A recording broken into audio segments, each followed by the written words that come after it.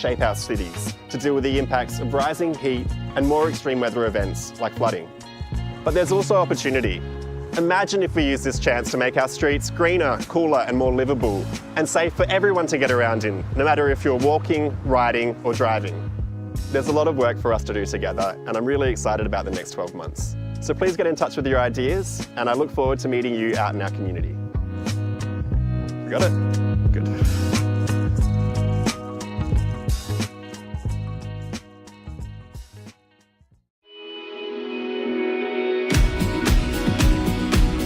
Open Streets trials are initiatives to open the streets to people walking, riding, scooting and close the streets to car traffic just to drop off and pick up times. We know that a lot of schools in Merri-bek really struggle with congestion. We also know that a lot of families want to walk or ride to school, but the dangerous zones outside the school gates often push people away from making that choice. So it's really about just creating a really hyper-safe, sustainable, healthy space in front of schools. It's been absolutely brilliant. The kids are loving coming to school on Tuesdays. There's a real vibe and a sense of, joy when we start the day together. Lots of families are starting to come back. Our student attendance has increased on the days that we have open streets, and also we have less lateness as well. So it's just been brilliant all around. We don't normally walk, we normally drive, so it's a really good incentive to get parents that don't normally do it, doing it. Once we're out and walking, they really enjoy it. It's so much safer. The kids love coming in here, playing, drawing with chalk. This has been probably the highlight. Parents are saying, wow, can we do this more often, which has been fantastic. To see the joy on the kids' faces and to hear them saying, wanting to ride their bikes and wanting to have a play on the street's been amazing. We have a huge percentage of our students riding to school. You can just see how successful it is. We've got kids riding, parents coming along, just really enjoying themselves. And it's changed my thinking. For someone who drove to work, bought my own bike and riding to work each day, it's amazing. It's a fun experience. I normally walk, but today everyone's doing it, so I might as well join in. It's also an initiative that residents and the local community can take part in. We want to see people coming out, having a coffee, we want to see people talking to their neighbours, and it's been really fantastic to partner with Bicycle Network and the schools to run these initiatives and really see some healthy, happy street space.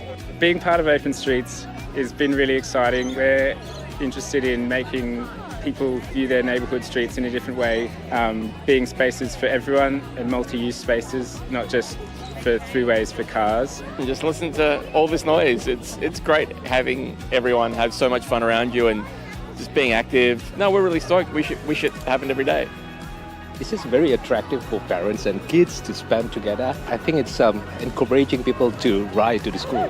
I think it's definitely a good idea to get people active and getting people involved with the community. Because of this, it got a lot of me and my friends to ride to school every day. I get to see all my friends and talk to new people.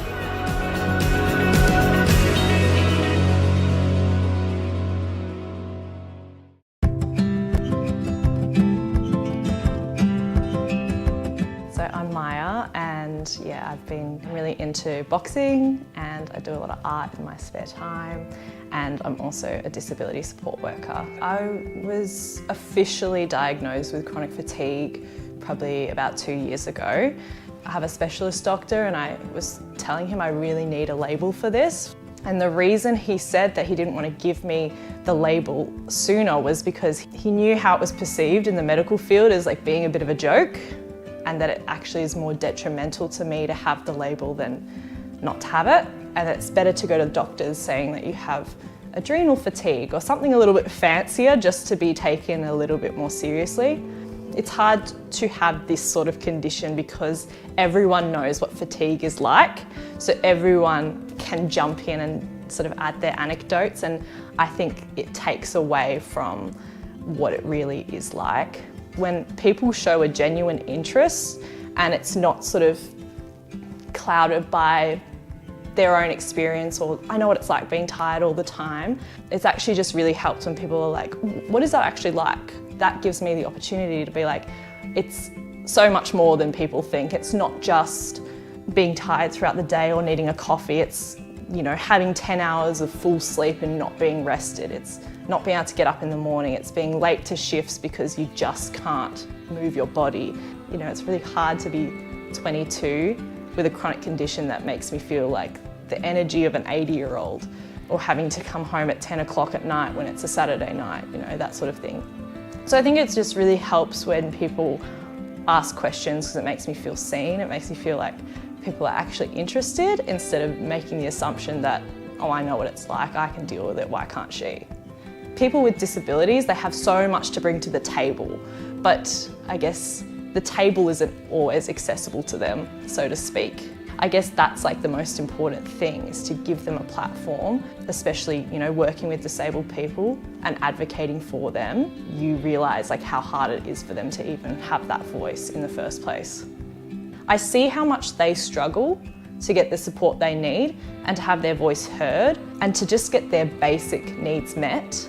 That already gives you sort of an idea of how hard it must be for other people with invisible disabilities to even just get disabled parking or to have someone offer their seat to you on a train. I think that's really important, is the distinction between equality and equity. It's that equality is all great and good, but the reality is we're all very different. We all have different needs and abilities. It's okay for one person to need a little bit more external support than another person.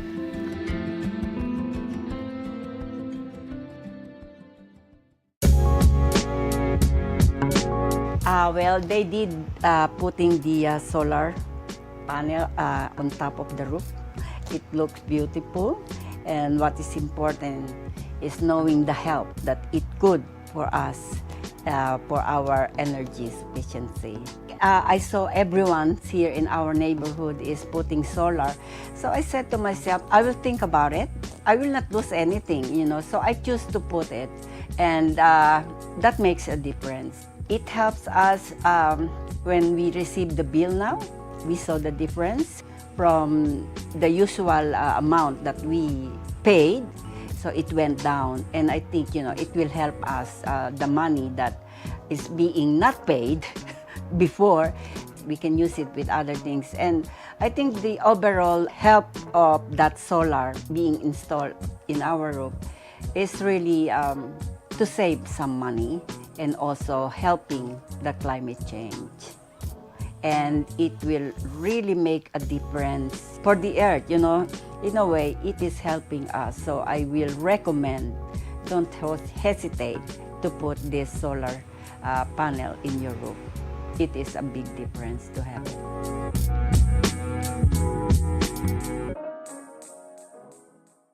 I'm here on behalf of the City of Moreland to start the official process of renaming our municipality.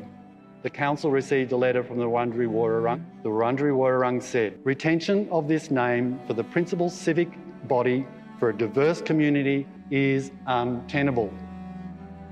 The Council agreed. The language of this land is not lost, it's still looking for its people.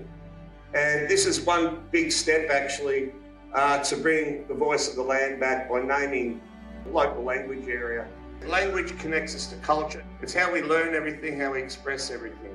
Now let's use all the wisdom, resources, capacity, knowledge, history to learn from the past and never let it happen again, and move forward and help the people that need it the most.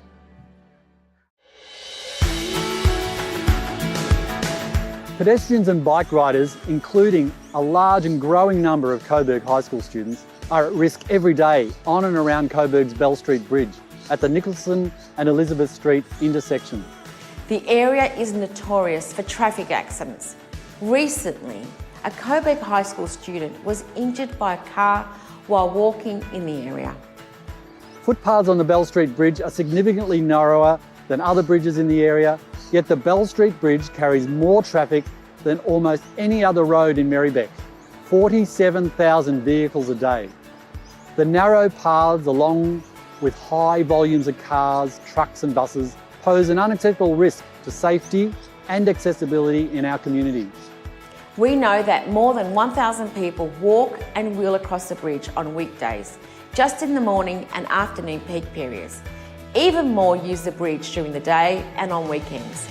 We also know that students are worried about walking and cycling across the bridge.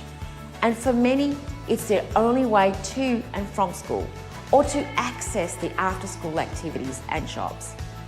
I've heard lots of horror stories about near misses and things like that, but most of what I see is just less than a metre in between the pedestrians and the cars, and 3 lanes of traffic going as fast as they want. It's really not a secure space because there's no separation in between the traffic, which is loud and fast, and the footpath where usually school kids are walking across. I use the Bell Street Bridge almost every day, maybe 4 times a week, and it just makes me feel very unsafe. I myself have had terrible experiences on the bridge. The thing is, I haven't seen one. I've actually been in an accident. We were just like traffic, waiting for the green light, and then out of nowhere, pow, the back of the car just gets slammed into by another one. We practically jump out of our seats. It's one of the main connections to get me home, so yeah, I have to use it on a daily basis. I've seen some near misses. I've been in a few near misses myself, especially around the little island in front of the service station. So I was actually involved in a car accident myself. It was in the rain, a lady lost control of her van and actually went into the barricade. So I got pulled back from that and then had to pull one of the ladies out of the car. I was probably in year 9. So that was pretty traumatic and pretty scary to see. That kind of put me off using the bridge, especially by myself. It's very small and it's especially after school and before school, there's lots of kids going to and forth, especially because there's a 7-Eleven there. So it can be pretty packed, and obviously after school traffic makes it really, really hard. They've already implemented different lower limits, but in a sense that doesn't really change anything because not everyone follows the rules. Our school has lots of active transport modes. We use the bike paths and things that surround the Bell Street Bridge, including Merri Creek. There's kids coming to and from every single day, and I think that it's super important that we make that environment more safer and more easily accessible for students of all ages. That is why we're asking all parties to commit $250,000 to investigate and design safe and accessible active travel options over Coburg's Bell Street Bridge. We need this investigation to be completed urgently within the next 12 months. We're ready for all levels of government to work together with the community to promote safe, active travel for the current and future students of Coburg High School and the communities of Merri-bek and Darebin cities. To show your support, visit change.org and sign the No More Accidents in the Bell Street Risk Zone petition.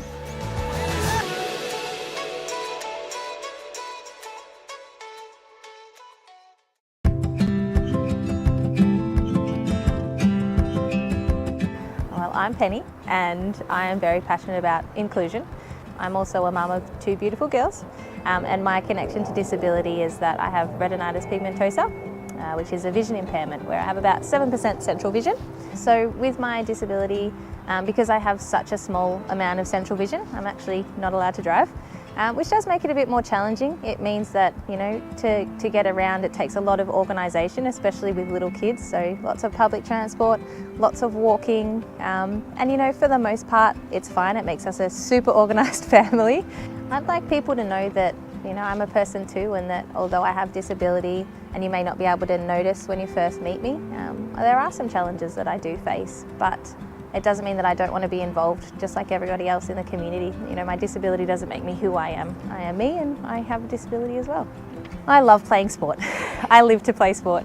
Sport's always been a big part of my life, and I was diagnosed at the age of 16, and despite having that diagnosis at 16, it didn't change my love of sport, and I was really lucky in that I've always had such supportive community around me that it hasn't been too much trouble to make adaptations for me to play. So some of the things that help me is having a flexible workplace. So I work between Merri-bek Council and with Get Skilled Access. It wasn't really until I jumped on board and started working at Get Skilled Access that I think I truly accepted my disability. It took me a long time to be okay with sharing that with people. I didn't share it with a lot of workplaces because I wasn't sure how that was going to be perceived. So when I had my interview with them, I remember one of the first questions they asked was, how can we help you in this role? If you're to be successful, what are the things that you need? And that was the first time I experienced an employer asking me what I needed to participate in the role. That was a game changer. They make sure that inclusion is just how things are done. and so I've always felt included. But not only that, I work with so many amazing people that have different disabilities, and it's really been an eye-opener as to how to be more inclusive as a person, and how to teach others to be more inclusive as well. It's built my confidence around being who I am and being okay, with having disability, and understanding that I actually can play a role in helping the community know more about disability so that there's more understanding around how to be inclusive out there.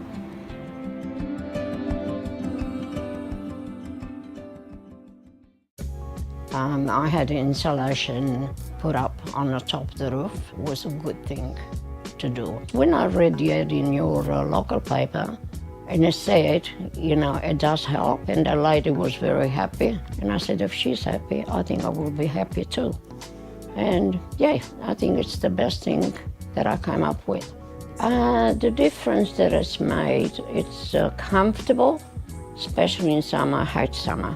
Yeah, winter I can put a jacket on, but summer it's terrible for me. So this, keeps everything down nice and clean, comfortable for the summer. I have to go through the winter, but I think it will be just as good. Yeah, just have it done. The people who actually looked after.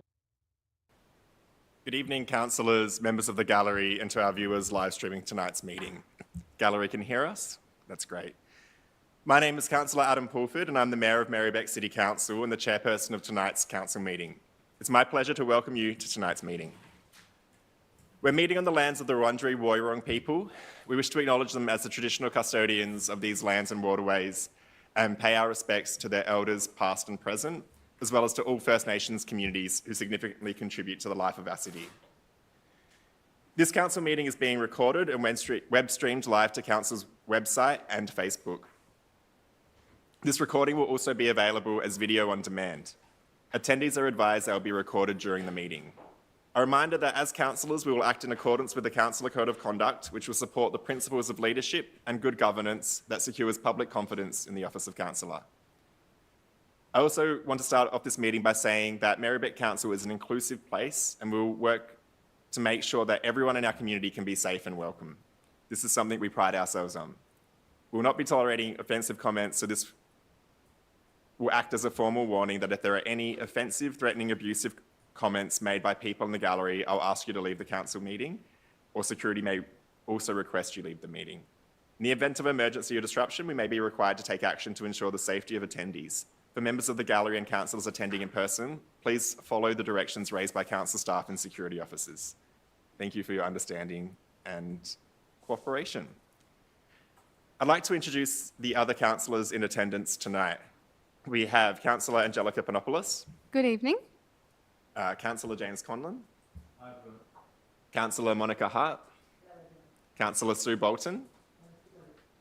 The following councillors have been approved to attend tonight's meeting by electronic means. We've got Councillor Anna-Olivia Carly-Hannon. Good evening. Councillor Helen Pavlidis. Hi all. And Councillor Mark Riley. Good evening all. Cheers.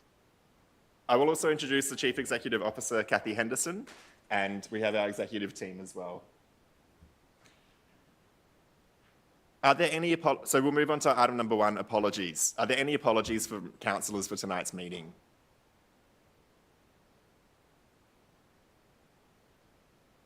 We'll do the leave of, yeah. So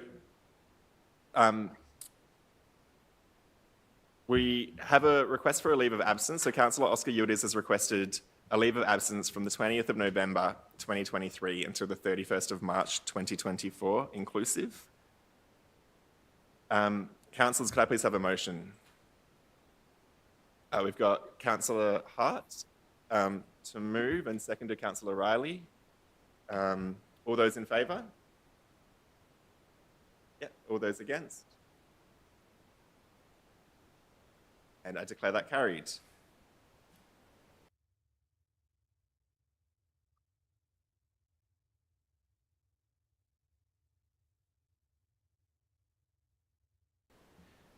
So we'll move on to item number 2, disclosures of conflicts of interest. Councillors, are there any conflicts of interest to declare?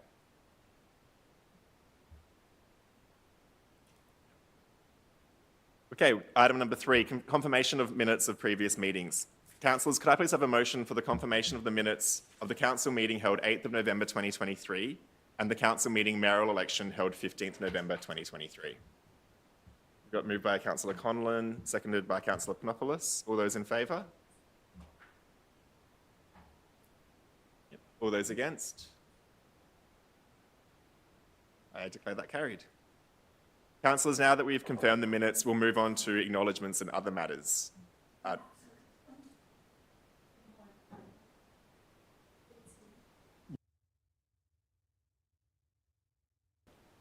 So item 4, acknowledgements and other matters. We have up to 10 minutes provided for councillors to acknowledge and recognise achievements of local individuals and organisations and raise matters considered important to council that are not already listed on the meeting agenda. Councillors, do you have any acknowledgements on other matters you'd like to raise? Yes. Yeah, Councillor Riley. Yeah, thanks, Mayor. I wanted to briefly just mention that I was very honoured to be able to return to Timor-Leste as part of the contingent from Hume City Council and Merri-bek City about 6 weeks ago, and was able to spend a week there meeting government officials, local government representatives, and many of the community groups that the Friends of Islayu, who the relationship is established with, and spent most of the time in Islayu and Dili. So it was a very important time for me to be able to go back after 4 years and see how much progress is continuing on with the sort of small investments that we make in Timor, which is one of the poorest countries in the world and one of the newest nations in our region. So after 20 plus years of partnership, it was great to be able to go back and meet people again and see the progress they're making, whether that's with regard to food production, developing their community education and other work that they do there, whether it's water initiatives, energy initiatives, gardening and food production. There are many things that they've been doing, and it was great to be able to see that. I was a bit surprised that it was so advanced, given the 2.5 years ago there was a major cyclone, and largely attributed to climate change, which really impacted Timor-Leste and Islayu as well. So yeah, just a very brief summary of that work, and to thank the officers who support that program and keep that going, and all of the community that support it from Australia. And just to say that the Timor Cup will be played in the city of Hume in late December and January, and those who are interested in soccer might be interested to get along and check that out. But there'll be many other things happening, and you can keep up to date with our Friends of Islayu work on the Merri-bek Council website. Thanks. Thank you, Councillor Riley. Do we have any... Through you, Mayor. Councillor Davidson is waiting to be let in. She's sent emails through, but no one has responded. Yeah, yes, thanks, Councillor Pavlidis. We're just checking the governance rules we don't believe there was a request made 30 minutes before the meeting began, and the governance rules are actually quite clear that if there has been no written request, the councillor will have to be marked as absent. So I believe staff have been communicating with Councillor Davidson, so we're just confirming that. Do we have any other councillors with an acknowledgement or other matter this evening? No, we'll move on to the next item. Petitions. There are no petitions listed in the agenda tonight, and none have been received since the agenda was produced. Councillors, do you have any petitions to be tabled on behalf of residents?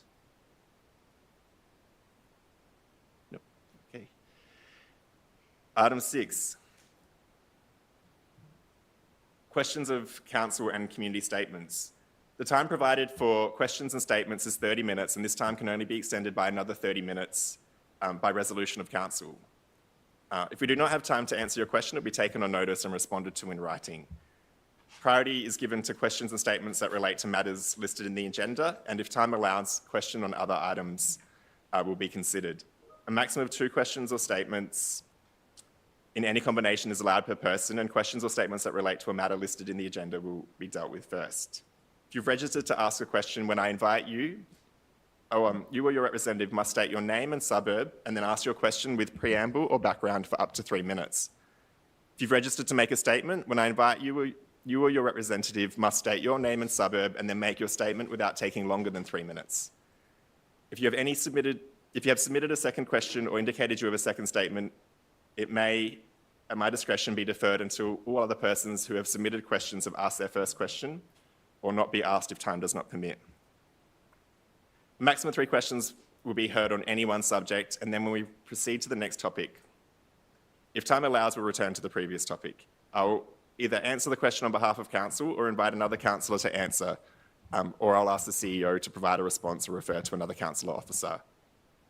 There's no response or discussion in relation to community statements, and as detailed in the governance rules, questions or statements may be disallowed if they are defamatory, indecent, abusive, offensive, irrelevant, trivial, or objectionable in language or substance. If a response to your question is provided at tonight's meeting, there'll be no further formal response. However, council will action any commitments made in answering the question. So with that, I'll open public question time at 7:17 p.m. First up, we have someone to make a statement on item 7.8, Merri-bek Affordable Housing, New Memorandum of Understanding. So a statement from Merri-bek Affordable Housing Chair, Kerry O'Neill. Kerry, yes, welcome.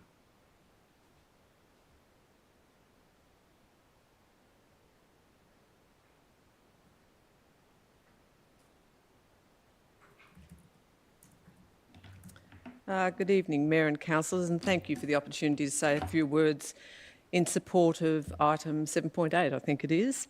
Kerry O'Neill, Chair of Merri-bek Affordable Housing.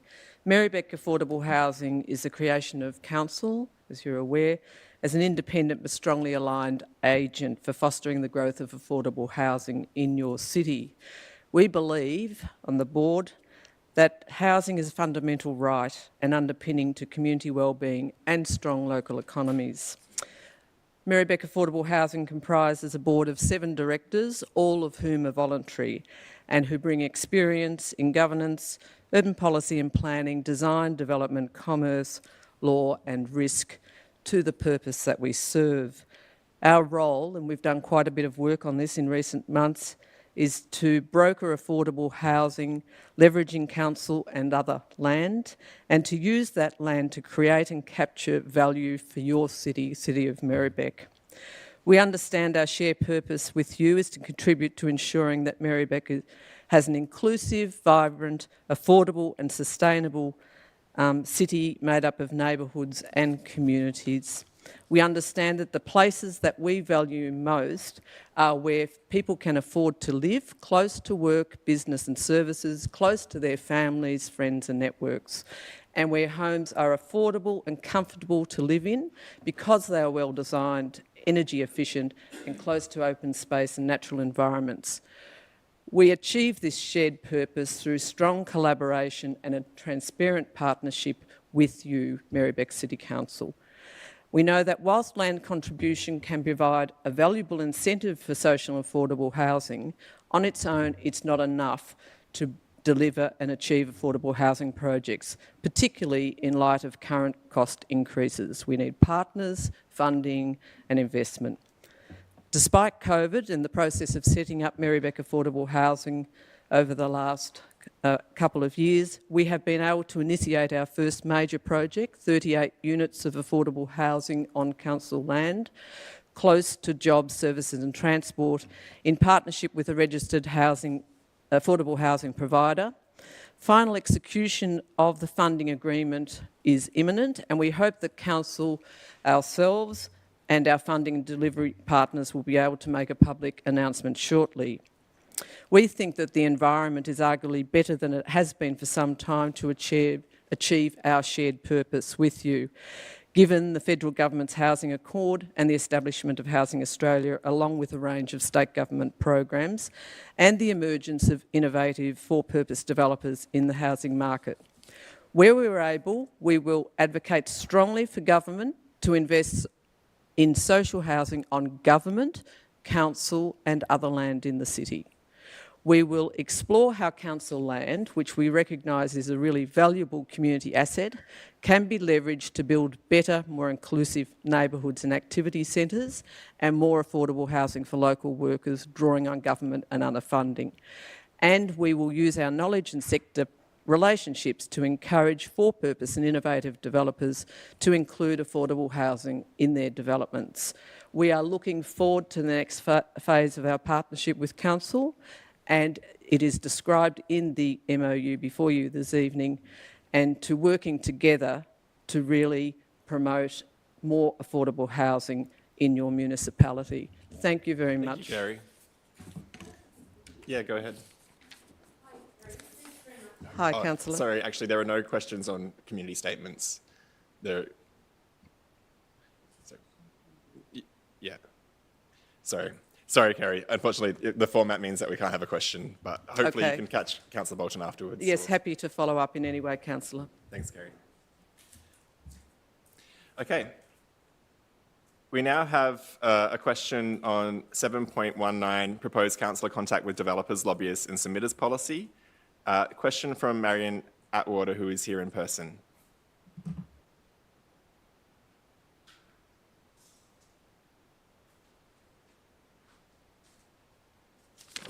Hello, councillors. Thank you. So yeah, my name is Marion Atwater. I'm from Pascoe Vale, and the question is about the proposed councillor contact with developers, lobbyists and submitters policy. This policy proposes to include objectors and submitters to planning permit applications and planning scheme amendments, and to publish the names of these individuals in a public register on the council's internet site. This could potentially breach the privacy of some individuals by disclosing personal information without first obtaining proper informed consent. And that's particularly so because the office's recommendation is that no community consultation is required on this policy. And so my question is, has a privacy impact assessment been conducted on this proposed policy? Thank you, Marion. I'm going to ask the relevant director, Sue Vucevic, the Director of Business Transformation, to respond to that question. Hi, Marion. Thank you for your question.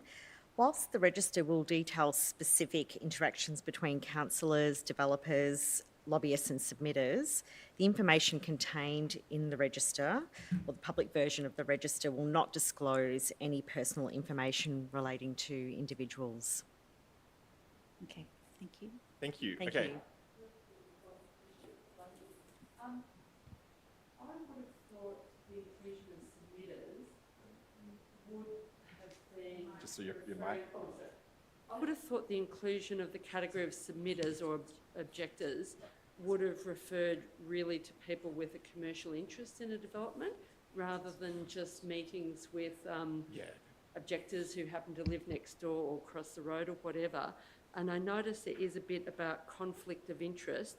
So is the interpretation of that policy that conflict of interest means someone living next door or across the road who might be upset about traffic, for example, or something? Or does it, is it in relation to people who've got some sort of commercial interest in the development?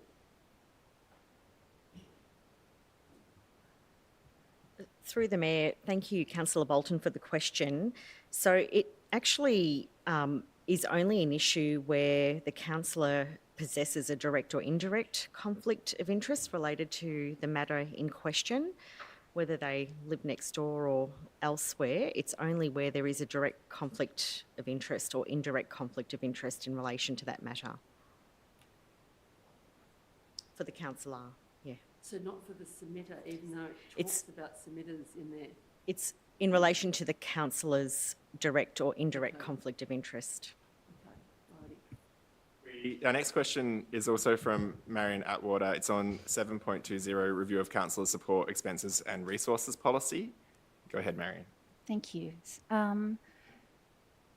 This report does not mention the 2020 Local Government Inspectorate Report on Councillor Expenses, which had numerous recommendations, including one recommendation that councillor expenses should be reported to council meetings quarterly, so in the actual meeting agenda. Numerous other local councils table the quarterly expenses at a council meeting, including Darebin Council and Moonee Valley Council.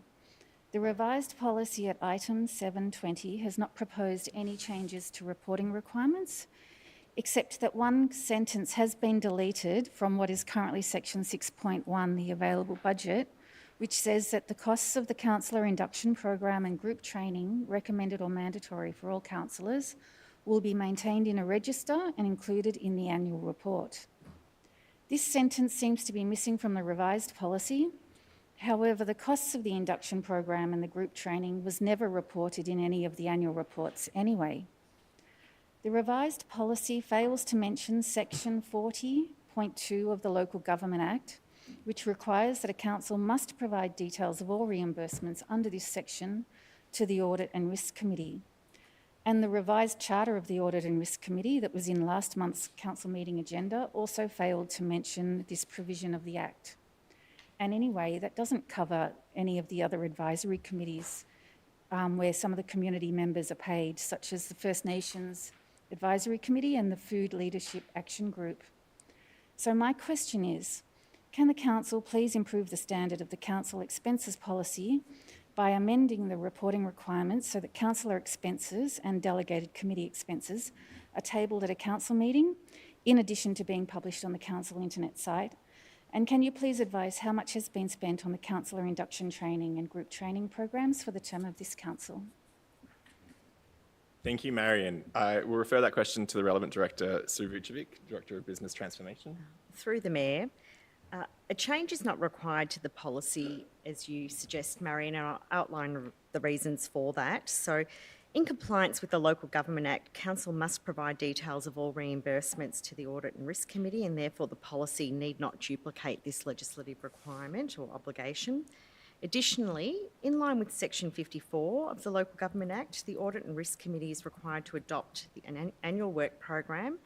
Notably, the reporting of council expenses is scheduled each year to be presented to the committee on a biannual basis. Under the Local Government Act 2020, there is no mandatory requirement for councillor expenses to be tabled at a council meeting. Nonetheless, Council has proactively embraced a policy that goes beyond the statutory obligations.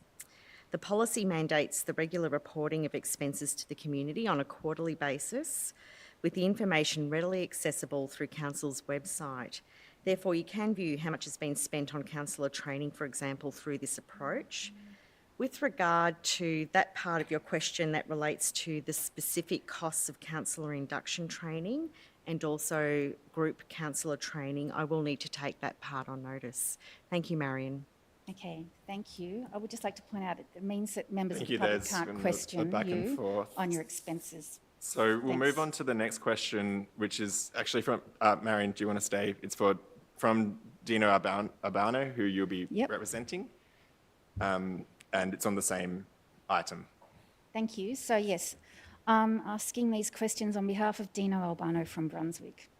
And it's the review of the councillor support expenses and resources policy. Dino submitted a simple question about councillor expenses at the 12th of July council meeting, which was taken on notice at that time, and a response was sent to him last week, which is 4.5 months after he had submitted the question, and I had written 5.5 months, sorry. The response is published on page 987 of the agenda and says that a councillor attending any approved activity that includes interstate or overseas travel must provide all councillors with a verbal or written report in accordance with the provisions contained in Council's support expenses and resources policy. And this report must be submitted to a council meeting as soon as practicable. And I noticed that tonight there was a report about an East Timor trip that happened 6 weeks ago. I am disappointed that it took, Dino is disappointed that it took 4.5 months to receive a reply to this simple question, which relates to an issue of councillor accountability. He has since written to the nominated council officer and also to all councillors to ask how many reports are yet to be submitted by councillors who went to an approved activity, either interstate or overseas. And his question is, Will he have to wait another 5.5 or even 4.5 months to receive an answer to that question? Thank you, Dino, for your question. I'll refer that on to the relevant director, Sue Vucevic, the Director of Business Transformation. Thank you, Marion. I understand that Mr Albano wrote to the nominated council officer and also councillors recently in late November with the question. I also understand that a response to that question has been provided recently by the nominated council officer, and I think that was actually today. Thank you. Okay, thanks. Thank you, and stay there, please. Thanks. Finally, on 7.22, council appointments to portfolios, internal committees, advisory committees. Yep. Question from... Sorry, through you, Mayor. Are councillors able to ask questions in relation to a public question that was asked, to ask officers for clarification? No, I allowed that earlier, but in retrospect, no, we don't. So No, not to the resident, to the actual officers. No, we can ask, as councillors, we can ask directors questions when the item's up for debate. So just take note of your question and we can ask it there. That's probably the more appropriate time. So 7.22, council appointments to portfolios, internal committees and advisory committees. We have a question from Dino Albano, represented by Marion Atwater. Thank you. So the section of this report for financial and resources implications, which is on page 973 of the agenda, does not give any estimate of actual costs of these committees. Instead, it merely states that there are no financial implications associated with the report.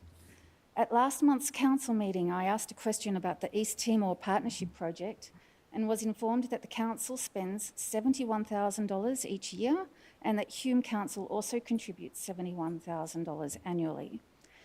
This committee is listed in the report under a subheading of external committees, when actually it isn't an external committee, it is a joint working group.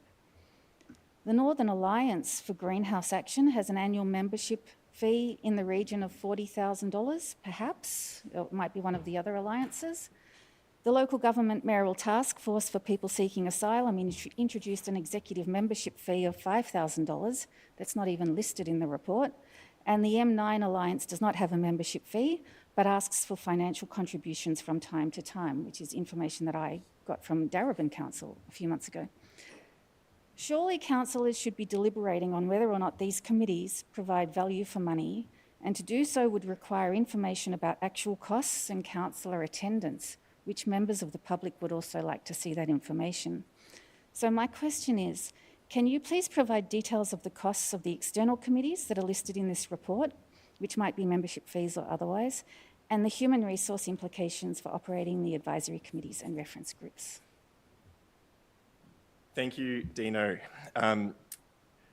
So I think you had two parts to that question. So the first one's for some detailed financial information, so we might take that part on notice, and we'll get back to you on that. But I think on the second part, Director of Business Transformation, Sue Vucevic, can provide an answer tonight.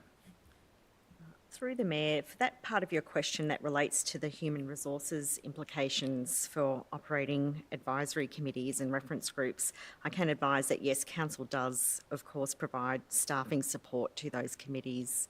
Thank you, Marion. Thank you. Thank you. They are all the questions and statements we received for items on the agenda. We do have a question for an item not on the agenda this evening. I'll just check whether we have... Great, oh, here he is. Great. So we have a question on Pentridge Boulevard and Stockade Avenue, the speed limit along there, from Brent Horton, the principal at Coburg High School. Brent's joining us online. Welcome, Brent. Can you hear us? You're on mute, just by the way. Thank you, Mayor. Yep, I can hear you. Great. Go ahead, Brent. You've got 3 minutes. Okay, thank you, Mayor. And my question is in relation to two council streets, Pentridge Boulevard and Stockade Avenue. I'm particularly passionate about these streets after attending 2 bike crashes this year at their intersection, where both students needed to be taken to hospital. I thank the previous Mayor Panopoulos and council officers for improvements at this intersection, but I believe that more should be done. I previously asked council officers if there was any plan to reduce the speed limits on Pentridge Boulevard and Stockade Avenue, and have been informed that there was not. I ask for this decision to be reconsidered in light of the following points. The main entrance to Coburg High School is located less than 50 metres from the southern end of Pentridge Boulevard. Similarly, there is an entry and exit to the St Paul's Primary School car park on Pentridge Boulevard at the northern end. Pentridge Shopping Centre, a key activity centre, is also located at the northern end of Pentridge Boulevard. The roads that Pentridge Boulevard connects with are Sydney Road, which is a 40k zone, and Bell Street, which is a 40k zone in the central Coburg section. The school's been working with the Department of Transport and Planning and are hopeful for a proposed school speed zone on the section of Bell Street, which is east of the council offices. This would mean that there are 40k zones on each end of Pentridge Boulevard. It would seem to be counterintuitive for a street with a lower classification to have a higher speed limit than the arterial roads which it connects. The road itself, Pentridge Boulevard, is curved throughout, there's limited visibility, and the two recent accidents involving Coburg High School students needing to be taken to hospital emphasises the need for slower speeds on Pentridge Boulevard. For Stockade Avenue, I encourage councillors to go and walk that short street. This is clearly a street where 40k is the maximum appropriate speed. Existing traffic calming measures include a raised pedestrian crossing at the corner of Moonering Drive, as well as a large roundabout at the corner of Century Road. Many Coburg High students traverse Stockade Avenue on their way to and from school or to and from Pentridge. I would add that speed limit reductions have very little cost to implement for council when compared to other infrastructure works, but can make a big difference to safety, particularly for teenagers. On the 40 kilometre-an-hour project page for Merri-bek, it states, and I quote, "Council supports reduced speed limits on arterial roads near places like schools, hospitals and activity centres." So I ask councillors, will you please back up this worthy statement with action by making Pentridge Boulevard and Stockade Avenue streets which you can control and which are close to schools and an activity centre, 40 kilometres an hour, in line with the rollout of stage 3 of your 40 kilometre local roads rollout scheduled for early next year. Thanks. Thank you, Brent, and thank you for your question. I'll say that I'm happy to keep talking to you about that. I think it's the first time that that's been put directly on my radar, so I'm interested to hear more. But I also think I might just throw to the Director of City Infrastructure for just Council's initial reactions to that. Thank you, and through you, Mayor. Thank you, Brett, for your question. And those incidents on Pentridge Boulevard and Stockade Avenue were certainly of great concern to us as well. While all speed limits are under the jurisdiction of the state government and require approval from the Department of Transport and Planning, Merri-bek City Council is very active in our advocacy for safer speed limits. And this is how our speed limit reduction program that you referred to on local roads was eventually approved after several years of research and advocacy. Council has been discussing options for safety improvements along Pentridge Boulevard and Stockade Avenue with the Department of Transport and Planning in recent months to address some of the safety issues that you've referred to, particularly the ones at the intersection of those two roads. And as part of our efforts to advocate for improvements in the corridor, we recently conducted an independent road safety assessment. And this supports our recommendation for a controlled right turn, as well as pedestrian and cyclist phasing priority at the intersection. And this recommendation is currently with the department for review. In regard to the speed limit along each of those roads, recent data indicates an average vehicle speed of just under 35 kilometres per hour in Stockade Avenue. But we don't have any recent data for Pentridge Boulevard, and given that there's been quite a lot of change since our last data there, including the signal upgrades and development, we expect that the average speeds are probably a bit higher than the speeds on Stockade Avenue, but we don't really have any valid, reliable data. So we'll gather some new data when the school year commences in February. In the meantime, I'd be very happy to meet with you and discuss school access and safety issues that may help inform our advocacy around speed limits to the state government in this area and address any other issues and opportunities for improving safety and accessibility for Coburg High School. No, because we don't usually, we only allow questions of clarification. On Yeah, it was a question of okay, sorry, if it's a question of clarification, go ahead. Hi, Brent. Thanks for that. I was just wondering if you might be able to give us an indication of where the crashes happened on Pentridge Boulevard, just to give a bit of an idea. But what you're saying makes a lot of sense. Thanks, Councillor Bolton. So the two incidents occurred at the intersection of Stockade and Pentridge Boulevard. On both occasions, there were cars who crashed into students coming down the hill at the construction site there, so on the Warden's Walk side of that intersection. It has been improved, and I thank council officers for their work to improve the intersection. But as it was at the time of those accidents, there were green lights available to cars that were able to go the wrong way down a one-way street. So, thankfully that has been improved, but there are still no lone markings on that road. Students have to stop, press a beg button before they can cross that road lawfully. And the speed limit reduction would continue to make that area, which is right near Pentridge, right near St Paul's, and not far from Coburg High, much safer. Thank you, Brent. And thanks for attending tonight. Thank you. That brings us to the end of the questions that I had. Were there any submitted from earlier this evening in the gallery? I don't think so.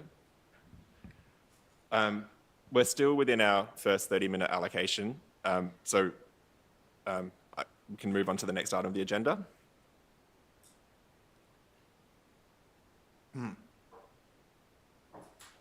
All right.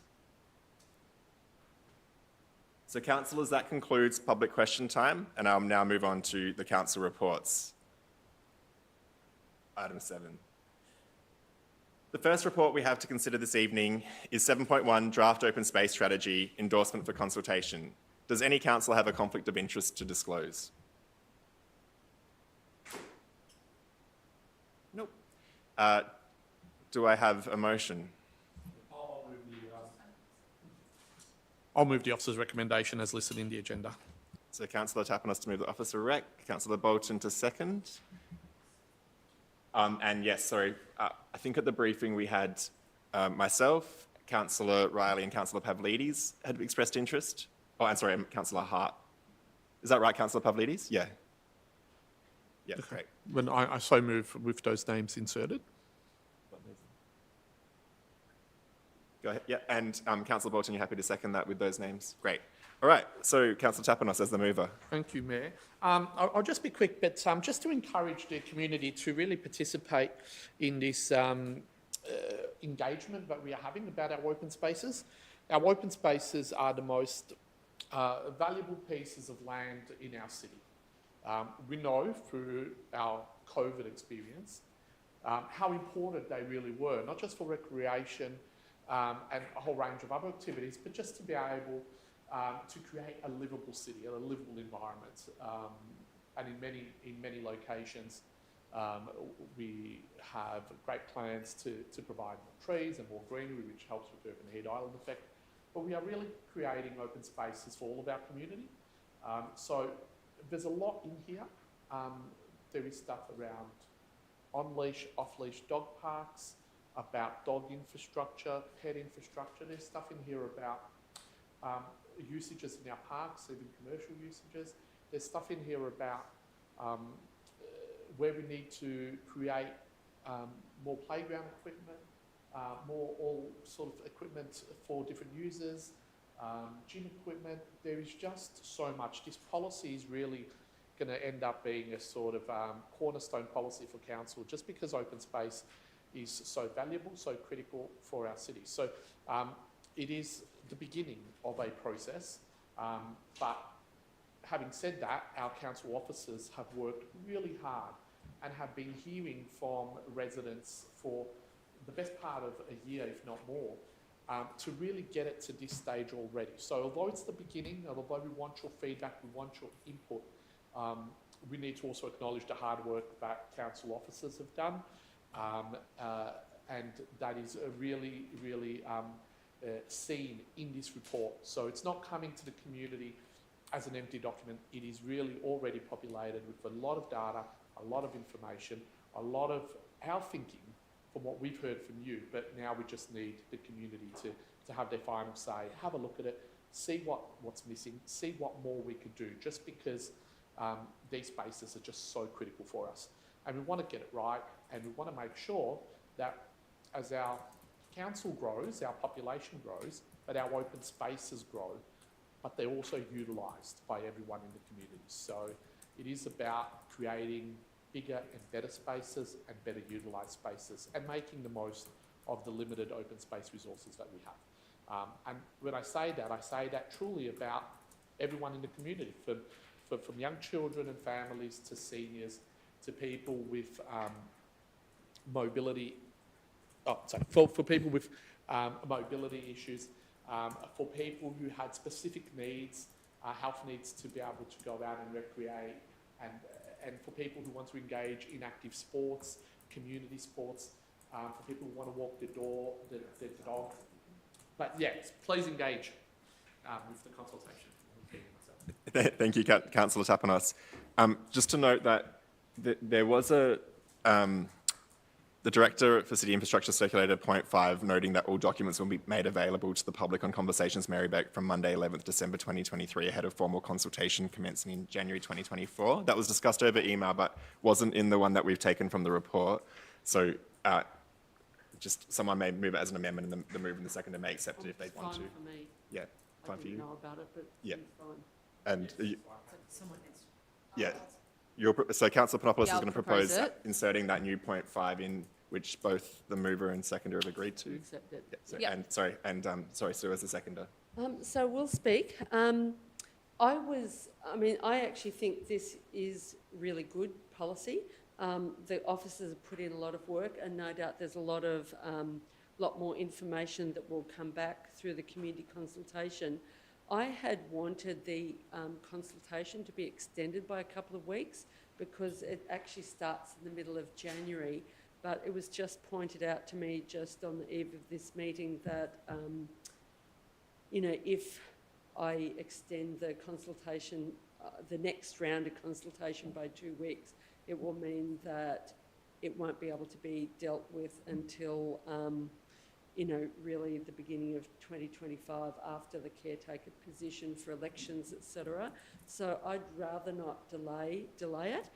It does make a number of recommendations about where there are gaps in terms of our open space in different parts of Merri-bek, all the different suburbs.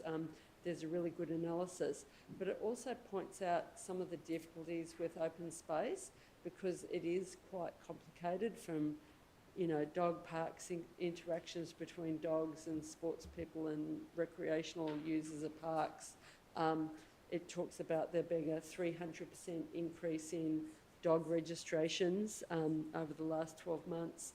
It talks about the increased participation in sports clubs, which is leading to tensions in terms of clubs needing more sports grounds so they don't turn kids away. That's especially with the introduction of female teams, which have exploded, especially since Matilda's won the World Cup. There's a lot of tensions in this, and there's a lot of reference to all sorts of things, from climate to the nature plan to all sorts of different elements. So I think it has been really well responded to, at least a lot of information has come back for council officers. And it is good to see a recommendation that the council needs to provide public toilet facilities in open space reserves. That's really important because that is limiting people's ability to visit reserves at the moment, the lack of public toilet facilities. So anyway, I think it's great, and I want to see it go out for consultation so it can start to get things on the road. But I wish it was going to be an extra couple of weeks, given mid-January is still school holidays. Thank you, Councillor Bolton. Do we have a councillor wanting to speak against this resolution? No? Do we have a councillor wanting to speak in favour?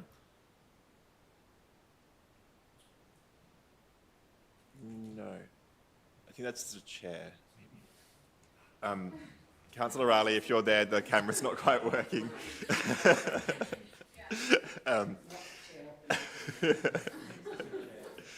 Okay, so given that we haven't had a speaker against, we don't have a right of reply, so we'll move on voting on that motion. So all councillors in favour?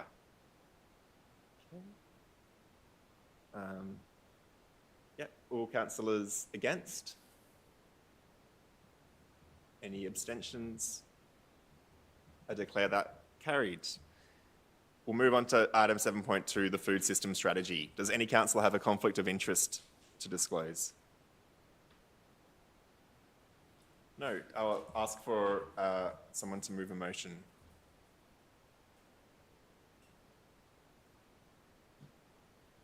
I'm happy to move Councillor it. Panopoulos, do we have a seconder? I'll second it. Councillor Tapanos. We'll move to Councillor Panopoulos. Thanks, Mayor. So this report here really just is noting the outcome of the strategy from 2020 to 2024, as is detailed in the report, and acknowledges that there is further work to be doing in this space. The food system strategy is incredibly important and does require some of that advocacy work, some of that community engagement, and it also refers the cost of funding a further 3 years of the strategy to our 24-25 budget process. So it doesn't end the work there, but it looks to the future and seeing how we can ensure food security and stability in our community, which we know is an especially an important issue and combines both food security, economic justice and climate justice. So this is a great report on this strategy, and I'm looking forward to seeing how it progresses over future years. You, Councillor Panopoulos. Councillor Tapanos. Okay, and do we have any other councillor wishing to speak against this report or in favour? No? We might move on to the vote. So all those in favour? All those against? Any abstentions? I declare that carried. Moving on to item 7.3. This is the What during Animal Facility review of first year of operation. Does any councillor have a conflict of interest to disclose? And anyone seeking to move a motion? Councillor Bolton, which motion are you moving? I'm just moving. The officer report? Yep. And sorry, just a second as well, sorry. Yeah, Councillor Conlon. Yeah, go ahead, Councillor Bolton. I'm happy enough to move this item. I haven't got it open my 7.3. Yeah, on the right page. But I think what this review, which the results of which are published in the council agenda tonight, indicate that we were right to push in Merri-bek Council for the animal facility to basically introduce an adoption policy rather than do what was initially anticipated by Whittlesea Council, which was to shift all responsibility for adoptions to unfunded, purely volunteer rescue groups. And while it doesn't have an expansive adoption policy at the moment, it is working towards a much more well-rounded adoption policy, and there have been a number of adoption policies from the facility. So I think, and also the whole de-sexing program, which will be also talked about in the context of the domestic animal management plan, and which is the next item. So I think, yeah, I'm happy to receive this information and happy to support this report from council officers about the running of the What Chairing Animal Facility. Thanks. Thank you, Councillor Bolton. Councillor Conlon, a seconder. Yeah, I mean, pretty much agree with what Councillor Bolton said. The focus of the animal management, the What Chairing Animal Facility to have council-run adoptions is really good. In helping to reduce the burden on those volunteer-run groups, and yeah, this item should be read in conjunction with the next item, 7.4, the domestic animal management plan. And I think the combination of these two reports is is good, like in terms of the overall sort of direction that they're going, which is that council's focusing its animal management approach by sort of tackling the source of the problem, which is overpopulation of feral animals, particularly cats. So having the free or heavily subsidised desexing program is really good because that's driving down the number of overpopulation, driving down the you know what I mean, reducing the overall overpopulation of feral animals, which is therefore limiting the burden of animals going into the facility, and that's both a more cost-effective way to deal with the problem, but also more humane because it leads to less euthanasia rates. And I think the other key statistic that stands out for me from the report is a reduction in the euthanasia rates from the facility, which is really good. So yeah, I'm really happy with where these two things are going. I appreciate the cost has gone up a little bit from what we expected, but I mean, kind of was expected given that we were running a more in-house service, which is a bit more expensive than offloading it to volunteer groups, and it's going to be more expensive than the not-for-profit approach beforehand. So yeah, but I'm happy with where it's going. Thank you, Councillor Conlon. Did any councillor wish to speak opposing this item? No, this motion? No. Anyone in favour? We might move on to a vote. Oh, sorry. No. Yeah, no worries. Yep. So we'll move on to voting. Yeah. So all those in favour? Yep. And all those against? Any abstentions? I declare that carried. Item 7.4, Domestic Animal Management Plan 2021-2025, the Annual Progress Report. Does any councillor have a conflict of interest to disclose? Wanting to move? Yep, Councillor Bolton's keen to move. Councillor Conlon keen to second. Go ahead. Yes, I'd like to just speak in support of passing the annual progress report on domestic animal management plan, because what it does show is the progress the council's making with regard to its desexing programs. It's been council's been providing free desexing, free registration for animals that aren't already registered to people on concession with concession cards, but also the free desexing has been extended to people on low incomes who aren't in receipt of Centrelink benefits, and I think that is also important because there are a large number of animals being relinquished to the centre from all councils because the cost of living pressures are affecting so many people, not just people on low incomes, but people on moderate incomes or average incomes as well. So because the cost of everything is just sky high. So I think this is going to reap rewards for council in the future. Also, the education programs by some actually very dedicated animal officers or animal enforcement officers or rangers to try and educate people to take responsibility for especially cats, because that's the biggest number of animals going into the shelter, to persuade people to take full control and ownership and full caring responsibilities over cats that they might be partially caring for. So hopefully that will lead towards people being able to keep their cats inside and protect wildlife. Thank you, Councillor Bolton. Councillor Conlon, a seconder. No, I made my position in the last report. Yeah. No worries. Any councillor opposing this? Anyone speaking in favour? We might move on to voting on that. So all those in favour? All those against? Any abstentions? And I declare that carried. Item 7.5, support for neighbourhood houses. So this item was deferred from our previous council meeting. So would, any conflicts of interest firstly? No. And mover, Councillor Bolton. And the seconder, Councillor Panopoulos. Go ahead, Councillor Bolton. So I'm glad we deferred this item because it enabled council to do some more work in consultation with council's insurer.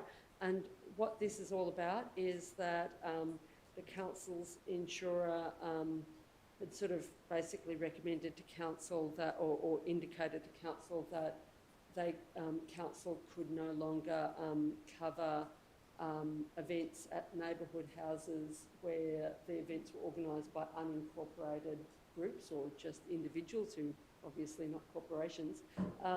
And so it was meaning that some neighbourhood houses had to turn a lot of people away. Even, you know, I was even involved in one such meeting myself. The Safer Walking and Riding on Murray Road was not able to have its inaugural community meeting at the neighbourhood house when that was their preference because of not being an incorporated organisation. So, you know, basically council has worked something out with the council insurer so that council is able to extend its coverage to cover unincorporated organisations or events, with the exception of events that involve alcohol. So there's a couple of little caveats, but acceptable caveats. And so it means that neighbourhood houses won't be restricted in their ability to hire out their venues to local community groups, because, you know, a lot of local community groups are not corporations, not incorporated. You have all sorts of groups that might form, or might even just be a group of parents who want to have an event, a casual event or something at a neighbourhood house. So it means that those sorts of people can be covered by this policy. So thanks. Thank you, Councillor Bolton. Councillor Palopoulos? No. Okay. Any councillors wishing to speak to this motion? We'll move on to voting on that motion. All those in favour? All those against? We've got quorum, yeah. Great, I declare that carried.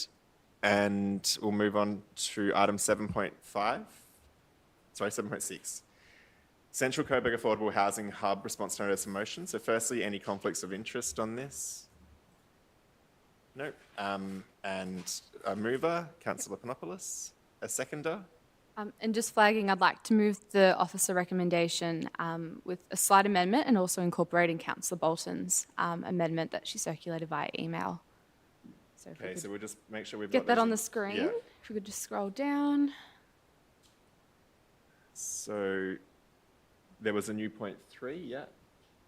And then was there another point, was there another additional point added? At 1E, there was a bit about developing this set of objectives in early 2024, following the... Oh yeah, I think that's what point 3 deals with. It says including a timeline. Oh timeframe yes, for sorry. the setting of objectives. Sorry about that. Great. So then there's a new item 4. Okay. All right. I think that's the one. Do I have a... And point 4, yeah, Councillor Great. Bolton's. Great. Sorry, we need a seconder. Do we have yeah, Councillor Bolton. Great. Go ahead, Councillor Panopoulos. Excellent. Thanks, Mayor. So I'm really pleased to be moving this item tonight, and this report was prepared in response to a notice of motion submitted in August around our council's capacity to facilitate affordable housing in central Coburg on some of the 3.5 hectares of land that we own, which is currently mostly being used as car parking. So as the report quite clearly states, the market has failed to deliver the housing that we need for a generation. And so this is looking at how we can address this huge problem when considering the land that we own and the land that we control as council. I wish to thank council officers for the time and the effort that's gone into preparing this report. I think it quite clearly outlines the need for genuinely affordable housing, and it also outlines why Central Coburg would be a really great place for this, especially with its proximity to public transport and shops and schools, as well as the library and the commercial precincts there. So I really encourage everyone who's interested in housing or this part of our community to read the report. This slightly amended motion includes a little bit around a timeline so that we can link this in with the Coburg conversation that's currently happening and doing I guess, setting those objectives for affordable housing once we've done that consultation with the community. And it also incorporates amendments that Councillor Bolton circulated around making sure that we really want to preference genuinely affordable housing, and we want to make sure that that continues for as long as possible and preferably in perpetuity. So this is about setting those sorts of parameters, whilst also, of course, keeping this open to see what comes out of the engagement on the Coburg conversation and the next steps of how we can actually get some affordable housing on the land that we own in central Coburg. Thanks. Thank you, Councillor Panopoulos. Councillor Bolton, a seconder. I'm happy enough to second this because it's mainly about noting the information that's been brought together in this report. I must admit I'd prefer it if it had a different title other than Affordable Housing Hub, because in recent years I've become very suspicious of the term affordable housing, because there's so many sham affordable housing schemes that are all over the place, and when they're not necessarily genuinely affordable. So that's why my amendment, which thank you, Councillor Panopoulos, for accepting, is talking about, wanting to get a definition in any documents of what affordable housing is, what the definition is that's being used for affordable housing, and whether it will be affordable in perpetuity, and then in addition that the projects prioritise social housing over other forms of affordable housing, which and generally affordable housing is aimed at people on higher incomes. And even I noticed in the report it's got a reference to build to rent, and build to rent model generally charges higher rent than the surrounding rents. So really that's something which shouldn't even be considered as affordable housing. So I'll happy enough to support this motion, this resolution, given it's mainly noting various things, and I'll keep an eye out for further reports. Thank you, Councillor Bolton. Does any councillor wish to speak against this item? This motion. Anyone wants to speak in favour? Yeah, go ahead, Councillor Conlon. Yeah, happy to speak in favour of the motion, especially because with the amendments, because I think they send especially point 4 sends a strong signal for council's preference to have social housing on site as part of this overall redevelopment. So I think it is important to make that intention quite clear, because I think overall what we're trying to achieve, and I think most councillors would agree, is that we want the ultimate outcome that we're trying to achieve is that people with the least ability to access housing should have the highest priority to access housing if we're able to deliver it, social housing, as part of this proposal. So I think all that's great. I think I guess more broadly about my views on the redevelopment of Coburg is that in theory it seems like a great sort of opportunity for council. We do own all of this land. It's in public ownership, all these car parks, but there is that big constraint of having the legal framework where I think, I don't know exactly what it is, but it's a sort of a joint joint ownership model with the surrounding businesses, and there's restrictions, very tightly controlled legal restrictions that mean that it's very hard for council to get out of that constraint, those legal constraints. So we don't actually own it outright. And if we want to do anything with the land, the car parks, we have to create new car parks nearby. And the only way to do that is if we're redeveloping that land is probably to build a high-rise car park very close by, which is going to cost a lot of money, which means that council will probably have to sink most of the capital costs as part of that redevelopment into a big car park, which is not ideal.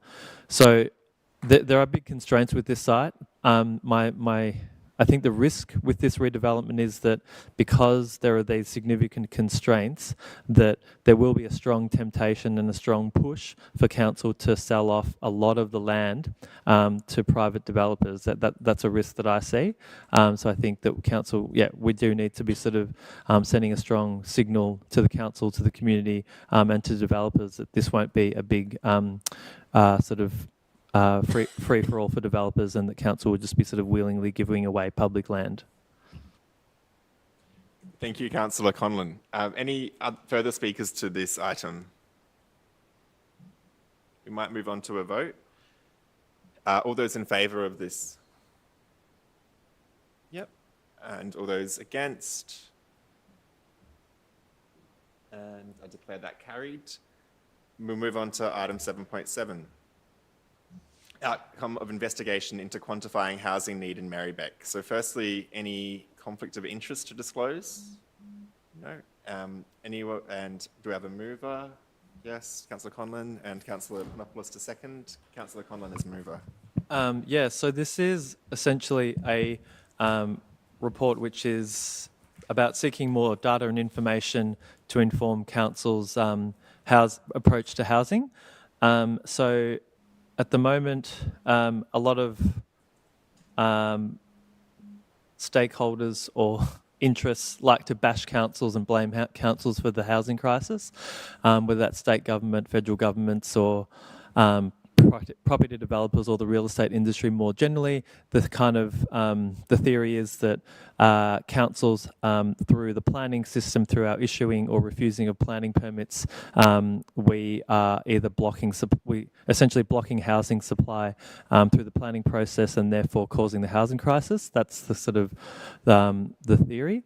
There's been plenty of analysis in mainstream media, particularly The Age, uncovering, I think, more statewide data showing that it's not actually councils that are, councils are not influencing the supply of housing. It's actually the property lobby or property developers through councils actually approve something like 90 to 95, or I think it might be higher for Merri-bek, 95% of planning permits.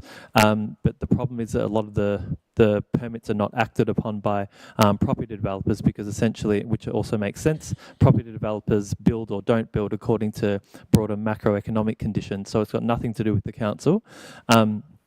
But the point of this report is to get some more data on the construction rates of housing in Merri-bek to actually kind of understand the whole housing picture properly. So not just looking at the issuing of permits, but actually what is actually being delivered by developers.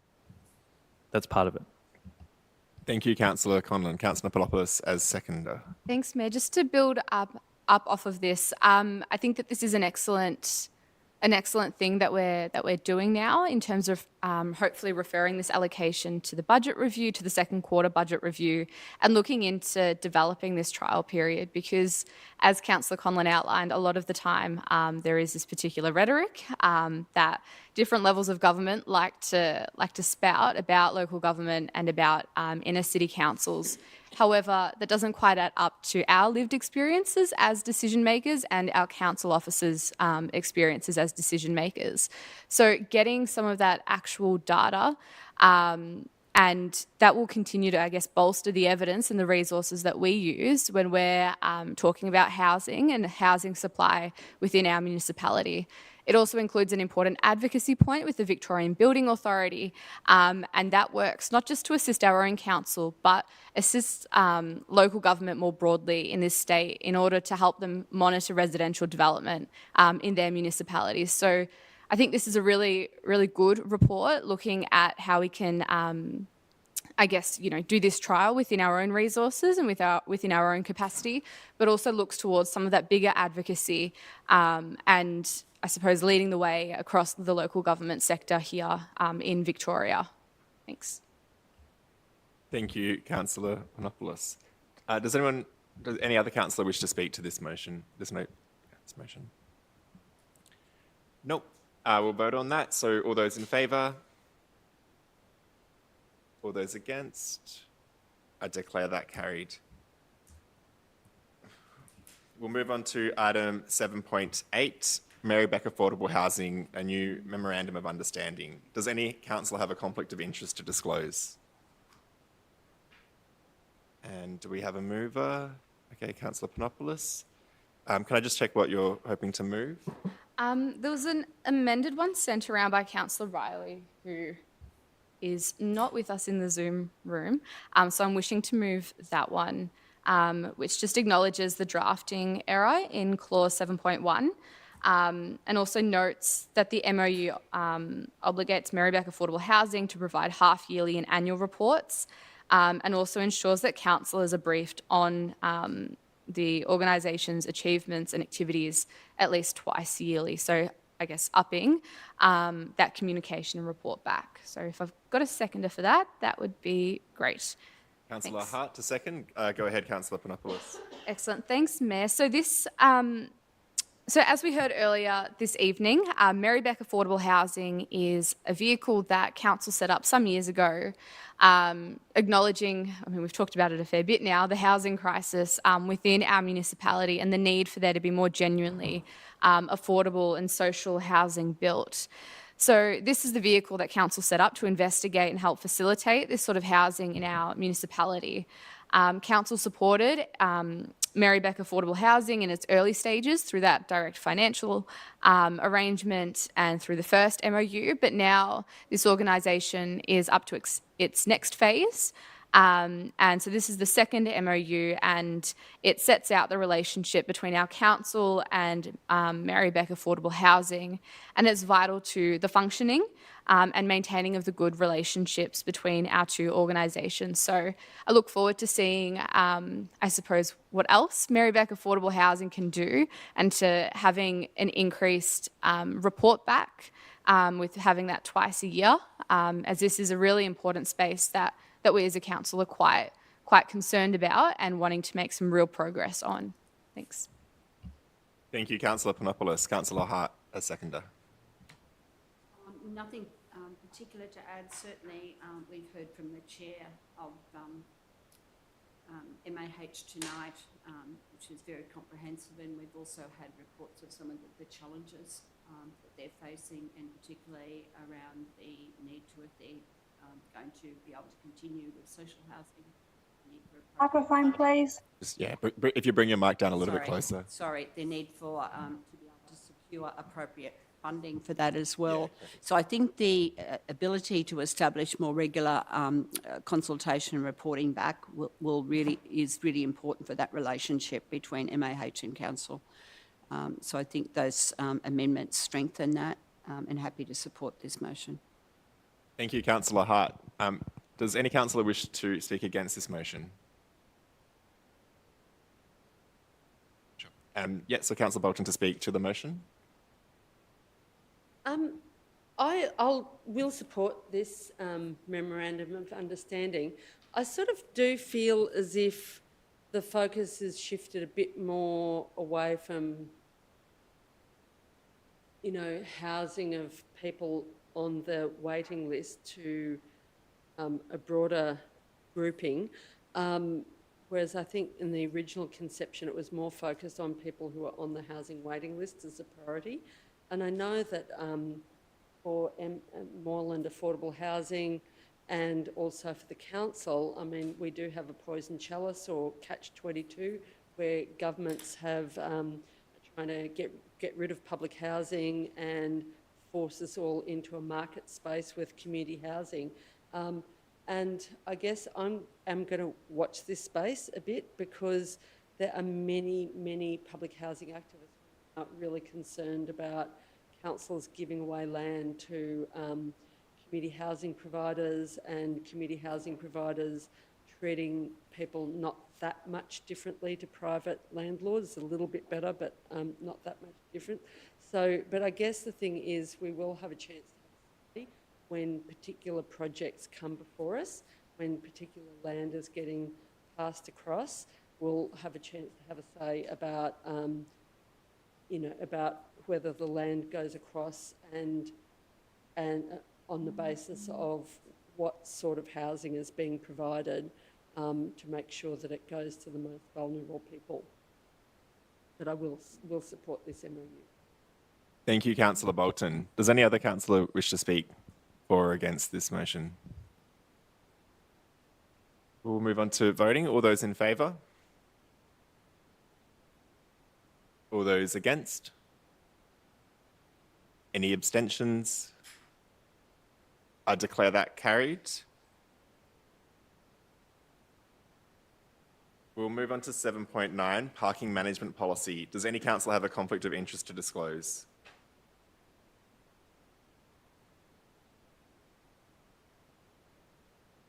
Do I have someone to move a motion? Does any councillor wish to move a motion?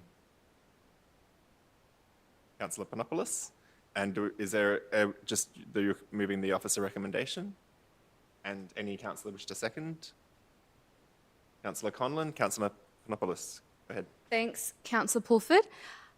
So this is the parking management policy that has come back to us following community engagement, and did some engagement regarding a few different things, and has made a few changes to the document to improve legibility and accessibility, and has also done some surveys regarding 2 apartment buildings in Brunswick that both have 0 off-street parking. So that in and of itself was quite an interesting read and an interesting piece of consultation, acknowledging, I suppose, the differences between the 2 in car ownership with the site that's been there since, I think, 2013 versus the site where residents had moved in, I think, just a month or so before the consultation was undertaken. So it's actually a really interesting piece of consultation for those residents, of course, acknowledging that we don't have very many 0 parking developments in our municipality. On the rest of the engagement, and I suppose the minor changes that were made to reflect some of that feedback that we received, it's been written in a way that is now easier to understand and created a strengthened appeals process by having a decision be made by more than one council officer, and I think that's a really good piece of feedback that we received. It also tidies things up around car share parking and when a spot is or isn't designated for that kind of a vehicle. And it develops a strengthened consultation process and framework for deciding where to place these particular car parks. This also delegates authority to council officers to allow them to be more responsive in particular circumstances around mixed-use developments. So say where you've got a cafe on the bottom floor and some units or some apartments on the top floors, and when there are changes with new public transport stops. So it allows for a bit more flexibility and responsiveness with our council officers. It was interesting to note that out of the people who did do the survey, the majority of those who participated were in favour of maintaining the fee-for-service model that we currently have at Merri-bek for the residential parking permits, and that included the majority of those over 65, those with a disability, and those who spend the majority of time at home. This support had a good geographic spread, including 67% of Brunswick East residents and 67% of Hadfield residents, so covering, from the northernmost to the southernmost parts of our municipality. And of course, there are still those important concessions for all Centrelink and Department of Veteran Affairs card holders. So on the whole, I think that this was a good piece of engagement. It's raised some good feedback for the policy in terms of making it more accessible for the community in how they read and understand it, and providing those amendments that allow our officers to implement what they need to do what they need to do in a more flexible and responsive manner. So I thank everybody who took part in this, and I encourage councillors to pass this motion. Thank you, Councillor Panopoulos. And Councillor Conlon as seconder. No, I think Councillor Panopoulos summed it up. Do we have any speakers against this motion? Councillor Pavlidis. Yeah. Go ahead. Sorry, thank you, just trying to unmute myself. Thank you, and through you.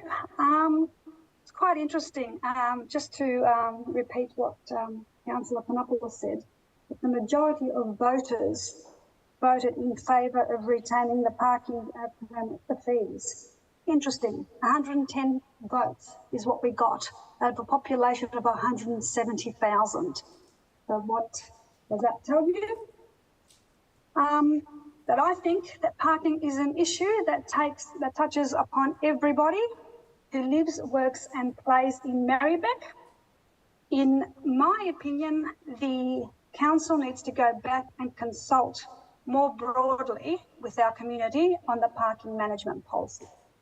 Because I'm interested to know under what method we consulted. Our community, the consultation that was undertaken is simply inadequate in my view. It doesn't comply, I don't think, with our community engagement policy. And my example is I will draw your attention, councils and the communities, to our next report, which is 7.10 of naming the Service Street Park. and I will show you exactly what I'm referring to. The consultation process in this report was more inclusive and wider reaching for a smaller radius compared to the whole municipality for the parking management policy. So I'm left scratching, and I'll refer you to the actual pages that I'm referring to.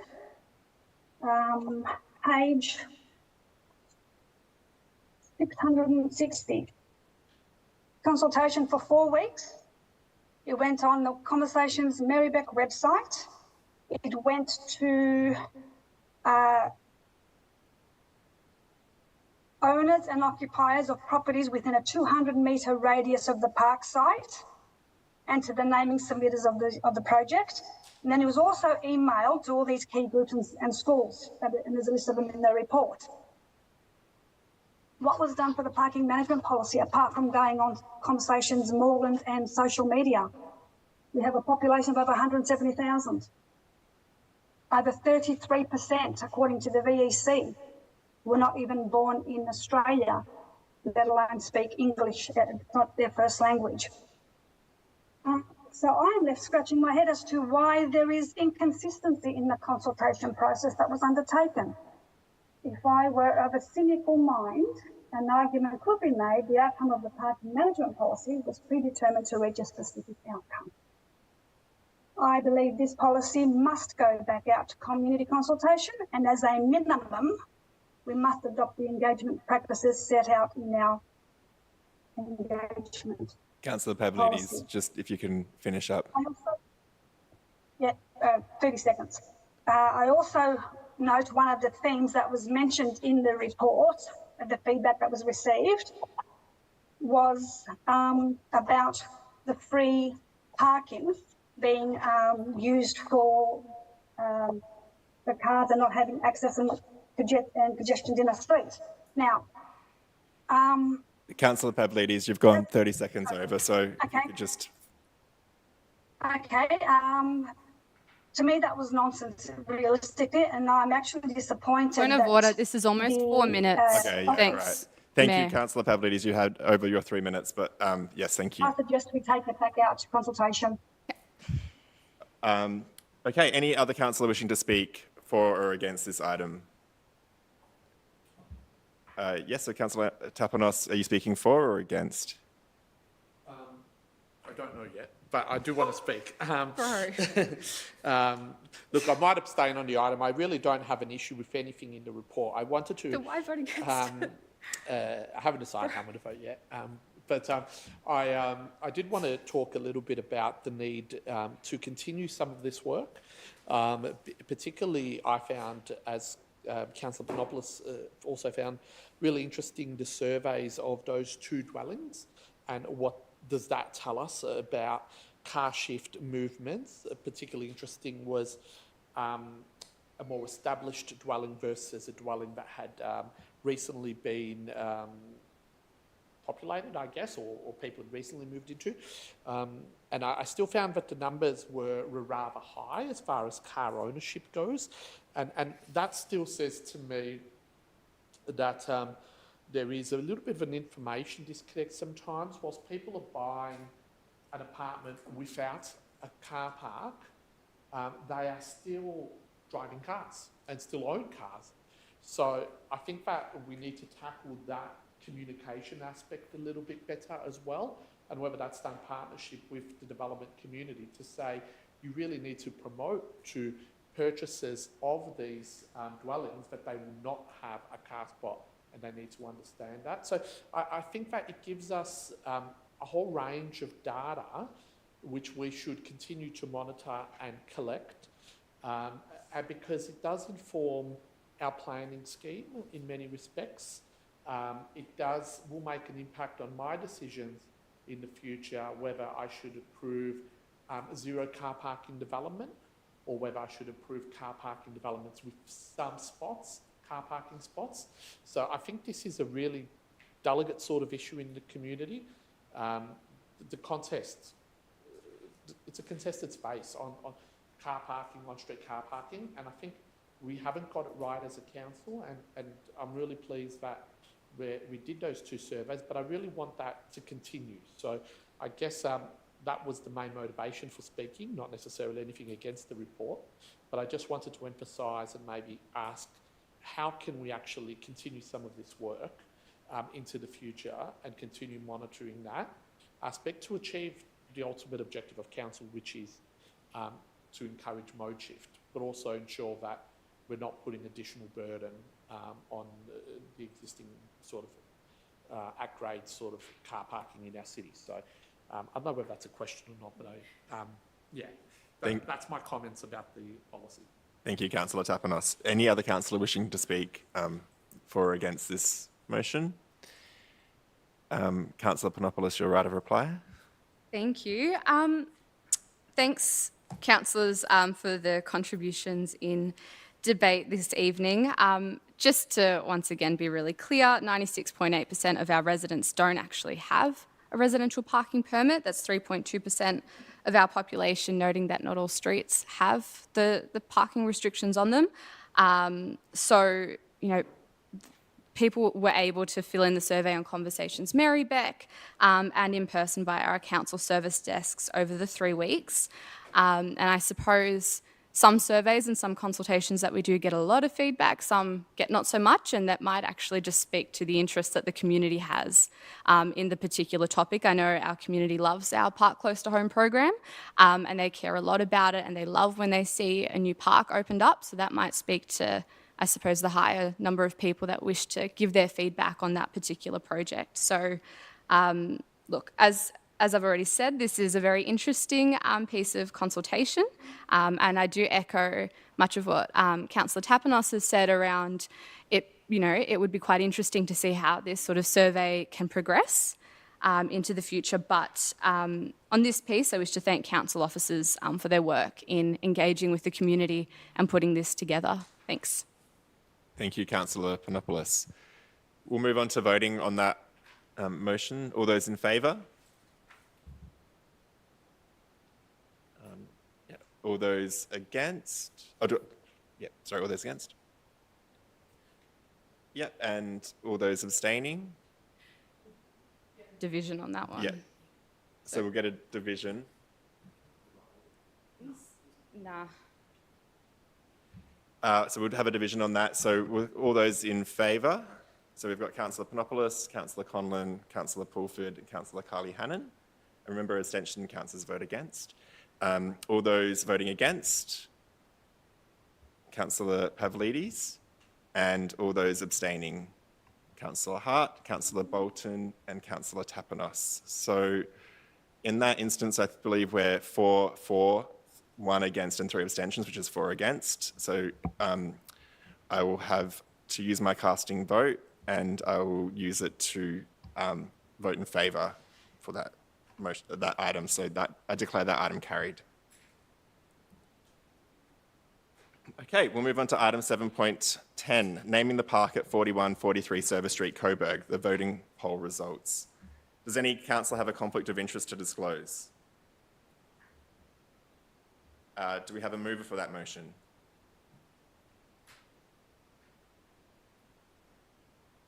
Councillor Pavlidis? Sorry, not a mover. I would just ask,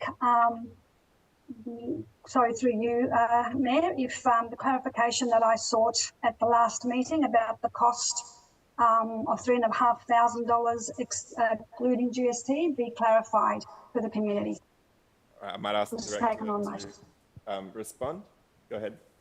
Through you, Mayor. Thanks for the question, Councillor Pavlidis. An email was sent earlier today providing clarification on that matter. As outlined in the officer report, ongoing is effective to translate to perpetual use of that name. So the fee of $3,500 means that council is authorised by the Wurundjeri Woiwurrung to continue using that name into the future. Thank you. Thank you to the director. And Councillor Bolton's happy to move. Do we have a seconder? Councillor Panopoulos? All right, Councillor Bolton. I don't really have a lot to say. I think it's great that this park is getting going, and it's good to see more parks being developed in the city of Merri-bek. This particular park is in Service Street, Coburg, and the proposed name is Merri-bek Park. which is a Wurundjeri name, and it's great to see that there are more Wurundjeri names being considered by council for naming parks and buildings. Thank you. Thank you, Councillor Bolton. Councillor Panopoulos, a seconder. Nothing further to add. Thank you. Anyone else wishing to contribute to debate?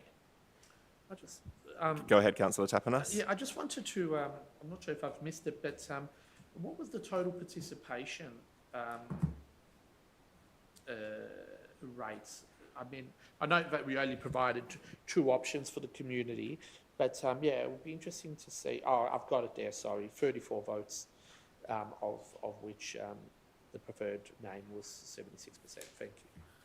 Cool. Thank you, Councillor Tapanos. Anyone else wishing to speak to this item? We might move on to voting on that item. All those in favour? All those against? Any abstentions?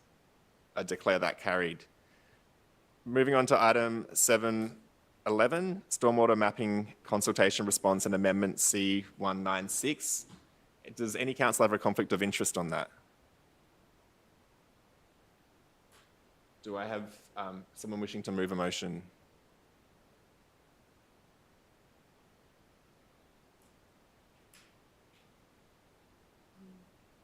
So this is 7.11, Stormwater Mapping Consultation. Councillor Conlon? Yeah, and Councillor Hart, happy to second. So we got Councillor Conlon and Councillor Hart. So Councillor Conlon is the mover. Take it as read. Remove. Yeah. And Councillor Hart? No, nothing further to add. Well, I guess it's really a part of our planning process. There we need to be mapping out the storm level, but what this process is essential. Can't hear Councillor Hart. Time, please. My apologies. Yeah, it's essentially a very large project that council have been involved with, and it's part of planning, looking at to introduce into the planning scheme so that it will take into account mapping of floodwater potential, looking into the future. And I guess what this also is doing is seeking that the submissions that come in as part of the consultation will go straight to a planning process because of the technical nature of this. So there's been a lot of work done by council, quite really comprehensive, and a lot of consultation with people who were seen to be affected by part of the changes in where floodwaters levels are. So I commend that. But I think it's acknowledging that part of the process will mean that it will go to the panel. It won't come back to council. And we need to be upfront and acknowledge that. Thank you, Councillor Hart. Councillor Bolton? Well, just... Yeah, speaking in favour or against? Or? in favour. Yeah. I think it's... I seem to remember when flood mapping has come back to council in the past, there's been quite a lot of agitation about it, partly because I think sometimes people have felt, maybe people who do have a property but don't have a high income are worried about the value of their property. But I think flood mapping, stormwater mapping is all really important, and I just think we just have to think about what happened, was it only last year, with the flooding around the Flemington Racecourse as a result of a big flood wall being built by the owners of Flemington Racecourse, which then flooded out a retirement village and a whole lot of other properties nearby. And I just think if we're in a situation where there is flooding, whether it's from rain coming down or from stormwater coming up, people will be crying out if council hasn't taken appropriate measures to work out which are the areas under risk. So I actually think this is really important, even though I know that people who, who are not investors but just ordinary people who are living in their houses may be worried about it if they're in one of the designated areas. I think it's still really important that this work is done, sort of future-proofing really, because there's far too many developments that are being built on floodplains in Australia. Thank you, Councillor Bolton. Does any other councillor wish to speak to this motion? we might move on to voting. All those in favour? All those against? Any abstentions? I declare that carried. On to item 7.12, Glenroy Community Hub Cafe, update and next steps. Does any councillor have a conflict of interest to disclose? Do I have someone who would like to move a motion? Councillor Hart? Yep. And Councillor Riley to second. Councillor Hart, are you moving the officer recommendation? Yes, I am. Yep. Go ahead. I know how interested the community were with the hub, with the announcement that the building to the front, there would be a little cafe hub there. And we'd passed, I think, a motion back in March where that contract was awarded to a social enterprise, and that hasn't gone ahead, unfortunately. Council went out to the second-rated tenderer for that, and that also has not eventuated. And Council now finds himself in the position of really needing to, I think, look further afield. This gives the opportunity to allow the expression of interest to be looking at also commercial interest. And I think the reality of having both tenderers not able to fulfil that shows that I think we have to go further, but we're also looking at a way that we may be able to weight a social enterprise if a social enterprise does express comes forward with an expression of interest. So I think the aim there is still to try and favour social enterprise if that's possible, but obviously it widens the scope and the flexibility for council. Thank you, Councillor Hart. Councillor Riley as seconder. I reserve the right, thanks. Yeah. Right. Do we have anyone else wishing to speak to this item? We'll move on to voting. All those in favour? All those against? And any abstentions? I declare that carried. On to item 7.13, proposed EOI for former Coburg Station building at 135A Bell Street in Coburg. So firstly, any conflicts of interest? No. And any motion to be moved? Councillor Riley, I see your hand up. Councillor Conlon to second. Councillor Riley. Yeah, look, this is similar to the previous item at Glenroy Community Hub, where we were actually wanting to put expressions of interest out for the Coburg Station Heritage Building. It's got some limitations, but it will be potentially a fantastic site for a social enterprise or a community group or some sort of combination of the two, or another enterprise. So, yeah, really a good opportunity to get this out and activate that space underneath the railway line. Thanks. Thank you, Councillor Riley. Councillor Conlon.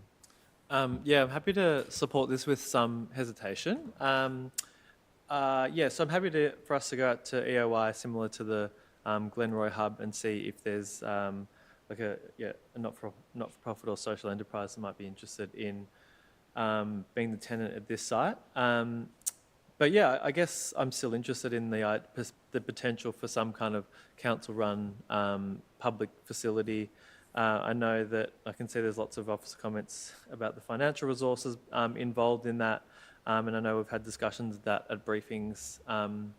But yeah, I guess I am still interested in that idea. There was a lot of interest from the community as part of the level crossing removal project, Coburg level crossing removal project, and one of the specific proposals from that community campaign was that both of these heritage buildings could be used for free public community use. I know it's a small site, but I don't think it's impossible for a use. I don't have a specific idea of what that would be, but I do think it is, we should keep our minds open to that possibility, and maybe we can explore that after an EOI. I don't have a strong preference for, I don't know, like some kind of for-profit proposal. Yeah, I'd rather a community use, but I'm happy to have further conversations about that. Maybe that could be a community budget idea. Thank you, Councillor Conlon. Any other councillor wishing to speak to the, to or for this motion, against this motion? Yeah, I'm happy Councillor to support Tapanos. the report and the process, but I just wanted to emphasise that although we sort of have these properties effectively, we might be getting more train stations into the future as elevated rail goes through Brunswick, etc. But I think the key thing to focus on as a council is not necessarily the community use or not community use, but what does the use actually do to the precinct as a whole? And what I mean by that is, how do we activate these areas and activate them for safety and activate them to make a positive contribution, but also stimulates other economic activity in that precinct? So my emphasis will be in these FOI processes is to have a look at hours of operation, have a look at how many people it's going to attract into the space, and have that as a high priority in the process. Because ultimately, as a council, we want to develop great precincts in great places, and we need the usages to reflect what we want to do. So it's not just whether it's private or public, for-profit, not-profit, but it's also how many people does it bring in, what does it do to the precinct as a whole, and I think that should be the emphasis. Thank you, Councillor Tapanos. Any other councillors wish to contribute to debate? We might move on to the votes. Voting in favour? All those voting in favour?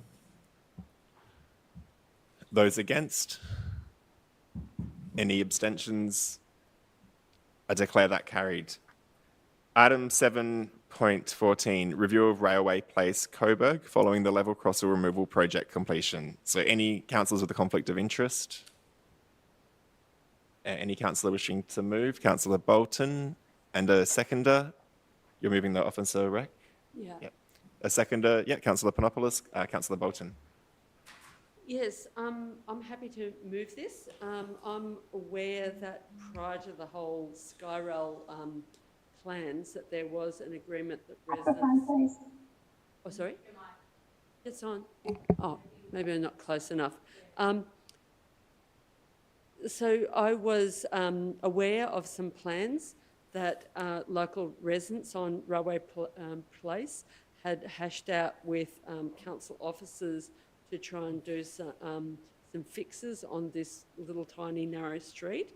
But then the whole Skyrail project came, so that really delayed everything, but it also changed elements of the street. So this is primarily to deal with the fact that parking's only on one side of the street, the western side, which is adjacent to the Skyrail, and the disability car park leads into gravel and bushes, and there's no flat surface for people to walk on. So this is primarily dealing with the issue of needing to provide a flat surface so that people are able to actually use the accessible car space. Thank you, Councillor Bolton. Councillor Panopoulos, nothing further. Any other councillor wishing to contribute to debate? Move on to the votes. All those in favour? All those against? Any abstentions? I declare that carried. On to item 7.15, allocation and use of sporting facilities, grounds and pavilions policy. Any conflicts of interest from councillors? Anyone wishing to move a motion? Yeah, Councillor Tapanos to move the officer recommendation. Yep. And any seconders? Councillor Riley, Councillor Tapanos as mover. Thank you. Yeah, this has been through the chamber a few times actually, so we're finally adopting the policy here. The consultation has been a couple of rounds and quite extensive, so I feel quite comfortable in being able to adopt it as a better document than what we started with. So I really sort of endorse the process and thank the officers for their time and effort, and also the clubs and community who participated in really shaping this document. I do think as our community changes and as our sporting clubs change and our facilities also change, we do need to constantly keep reviewing the policy and keep making sure that the policy is current to some of the objectives that we want to achieve, and also making sure that some of the community outcomes, which are so important, are at the forefront. Sports clubs get not just council land, but quite often sports infrastructure, pavilions, to millions and millions of dollars. And what, as a council, we need to ensure is that there is broader community benefit, and that is there. Most certainly, sporting clubs do provide that community benefit. But we will constantly need to be able to monitor that and make sure that the value for money for the community is effectively being maintained and objectives that we want to see are maintained. And I think this policy sort of does that, but we need to ensure that we're continuing its review and adding things to the future. Thank you, Councillor Tapanos. Councillor Riley is seconder. Yeah, just briefly, thanks, Councillor Tapanos. Endorse your words there. I'd also really want to acknowledge the great work and the stepping up on the part of clubs and the whole sport and rec area to sort of work with us on our inclusion policies for girls and women in sport particular, but also in our efforts to avoid advertising fossil fuel based companies and so on. So we're always requiring extra from them, and I just think many of the clubs do that without complaint, and in fact they really want to work with us to have very contemporary policies, and I think the work we've done on girls and women in sport is just exemplary, and thank them for being a partner with us in that. So yeah, it's a really important piece of work, and it's not easy for them a lot of the time. So there's a lot of voluntary hours that go into supporting this, and just to acknowledge that. Thanks. Thank you, Councillor Riley. Does any other councillor wish to contribute to debate? We'll move on to voting. All those in favour? All those against? I declare that carried. Item 7.16, our draft lease and licence policy. Does any councillor have a conflict of interest? Does any councillor wish to move a motion? Councillor Riley and Councillor Panopoulos to second. Yeah, Councillor Riley.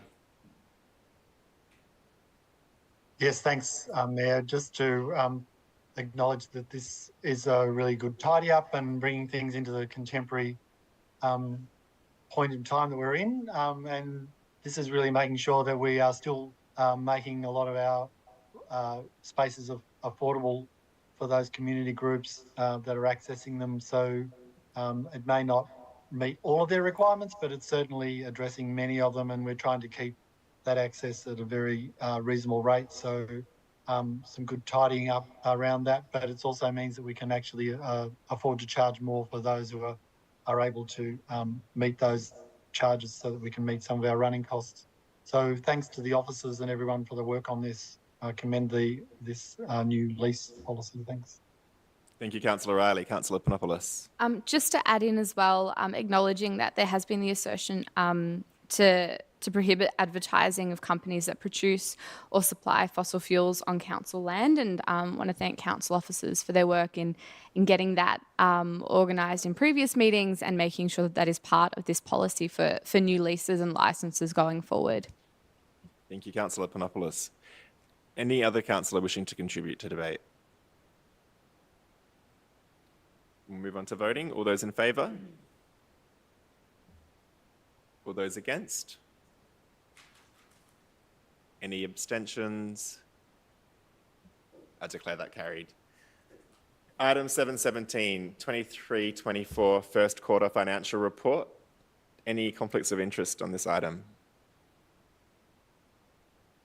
Do I have a mover? Happy to move. And the officer recommendation, is it, Councillor Riley? Yes. Yeah. And a seconder, Councillor Conlon. Councillor Riley. Yeah, just briefly, this is showing quite a strong outcome for our first quarter financial results, and commend people to read the detail, but given the constraints on us at the moment and all of the issues to deal with cost of living, this is a really good result, and thank the officers for their work on it and for the community in meeting their requirements with rates and other charges that we pay. So it's a good result. Thanks. Thank you, Councillor Riley. Councillor Conlon? Nothing to add. Oh, thank you, Councillor Conlon. Any other councillors wish to contribute to debate? Yes. Yes, 6. And we got 7, yeah. All right, so we'll move on to voting. All those in favour? Yes. All those against? And I declare that carried. Item 7.18, Financial Management Report for the period ended 31st October 2023. Any councillors with a conflict of interest? Any councillor wishing to move a motion? Councillor Riley and Councillor Tapanos to second. Councillor Riley.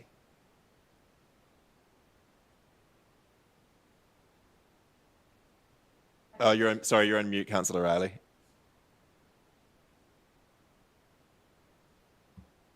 Sorry, just another good outcome with regard to the report up to the 31st of October. So it's kind of building on the back of the previous quarterly report, but it's showing that we're producing some good results with our key infrastructure spending and tracking, and all of the key indicators that we are required to have under our Local Government Act and with respect to the state auditor and so on, showing very strong indicators. So it's a great result for this time of the year, and commend the report. Thanks. Thank you, Councillor Riley. Councillor Tapanos, a seconder. Oh, no further. Any other councillors wishing to contribute? All right, move on to vote. All those in favour? All right, yeah. All those against? Declare that carried. Item 7.19, Proposed Councillor Contact with Lobbyists, Developers and Submitters Policy. Firstly, any conflicts of interest on this item? Anyone seeking to move? Okay, what are you seeking to move? I'm moving an amended version, like an amended version of the officers. Yeah, and just So to specify your amendments? It will say, well, at the end of the point, which says that council adopts a council interaction with lobbyists, developers and submitters policy, then I want to add the words with a sentence in the introduction to the policy to indicate that references to submitters in the policy are references to situations where councillors have a conflict of interest with one or more submitters. In addition, amend 4.4.1 of the policy to read, periodically arrangements may be made for councillors to receive briefings on redevelopment of public housing or other substantial development projects that will impact the city and be the subject of broader community interest. And if I get a second, I can explain. Do we have a seconder for that? Did you want to say something? So just the CEO wants to contribute. Sorry, Mr. Mayor, I just want to say that at the moment, we don't know the impact of those changed words there on what it would mean for the policy and how it would be implemented. And so perhaps the mover wants to speak to the motion, but I just want to say that my advice will be, if councillors considering these changes, I would strongly recommend deferring it to give a chance to sort that through. Yeah. Okay, I'll give it to defer. Yep, defer till the February meeting. Councillor Bolton's happy to move to defer that to the next meeting, which is in February next year. Councillor Hart's happy to second that. So we'll just vote on that. All those councillors happy to defer? Okay. And any against deferring? Okay. Or I declare that deferral carried. So we'll come back to us at our first council meeting next year, which is in February. Okay. So we'll move on to item 7.20, the review of councillor support expenses and resources policy. Any conflicts of interest on that item? Do I have someone hoping to move? Yeah, Councillor Bolton, happy to move, and just confirming it's Officer Rett. Yes, so I'm moving... Sorry, and just a seconder. Any... Oh, sorry, you're adding an amendment to it? Well, I'm adding one sorry, element, yes, sorry. which is, the wording will be the same, with the deletion of 4.9, which relates to attendance by spouse partner at seminars, conferences and civic functions. Okay. And do we have a seconder for that, for Councillor Bolton's motion?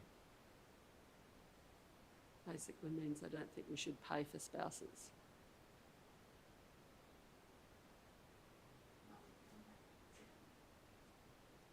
Okay, so we have a seconder. All right, go ahead, Councillor Bolton. Generally, I think, there might be something I haven't picked up on, but generally I'm okay with the proposed officer recommendation for councillor support expenses and resources policy.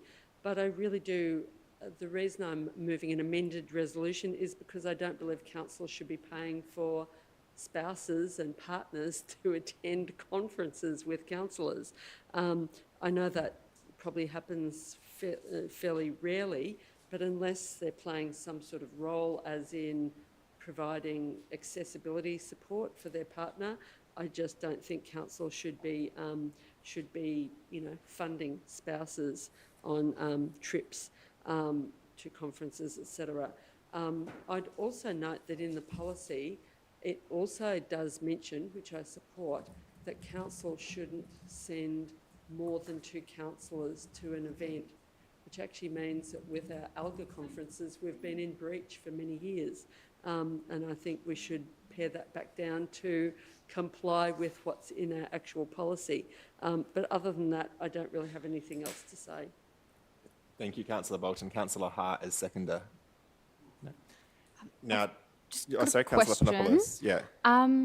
With this provision, can I just ask perhaps governance, is there a particular reason as to why it was included? Like, is it to assist with like childcare or or accessibility support, or is there? Okay. Yeah. And do you want maybe the mic? Thank you, Councillor, for the question. This has been a provision that has been retained, so we didn't amend it as part of this policy. I'm unaware of the attention. CEO wants to contribute. Go thanks. ahead. Thanks, Mayor. So just to comment, in the last few years, the only time I'm aware that this has been invoked has been to support the childcare needs of a councillor. So under the current text, which is what exists at the moment, it says that we'd only support a spouse or partner if attendance is considered to be necessary or appropriate to support the business or representational needs of council. So it's been approved on that basis previously. Personally, I think, not just personally, professionally, I think in terms of council's commitment to gender equality, this is something that really council, I think, in terms of all the other policies that you support, this should be supported as well.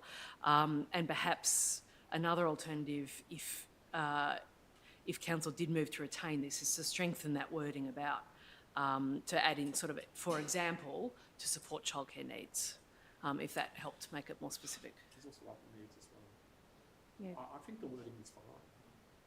Okay. We won't have you any for answering that. debates. Yeah, so we've had the Thanks. question answered. So we have had this moved and seconded. I sort of feel the wording's not tight enough, personally. So I we've might got just we've got something on the table. So I'll withdraw my amendment. Yeah, I'll just withdraw the motion. Someone else can move it. But I sort of feel I didn't notice that about childcare. All right, we'll just. Yeah.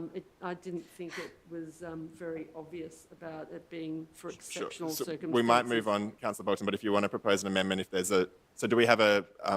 anyone hoping to move a motion? Councillor Tapanos? Happy to move. Okay, and so Councillor Riley, you're happy to second the officer recommendation? Yeah. Yeah, great. So Councillor Tapanos, go ahead. Yeah, thank you.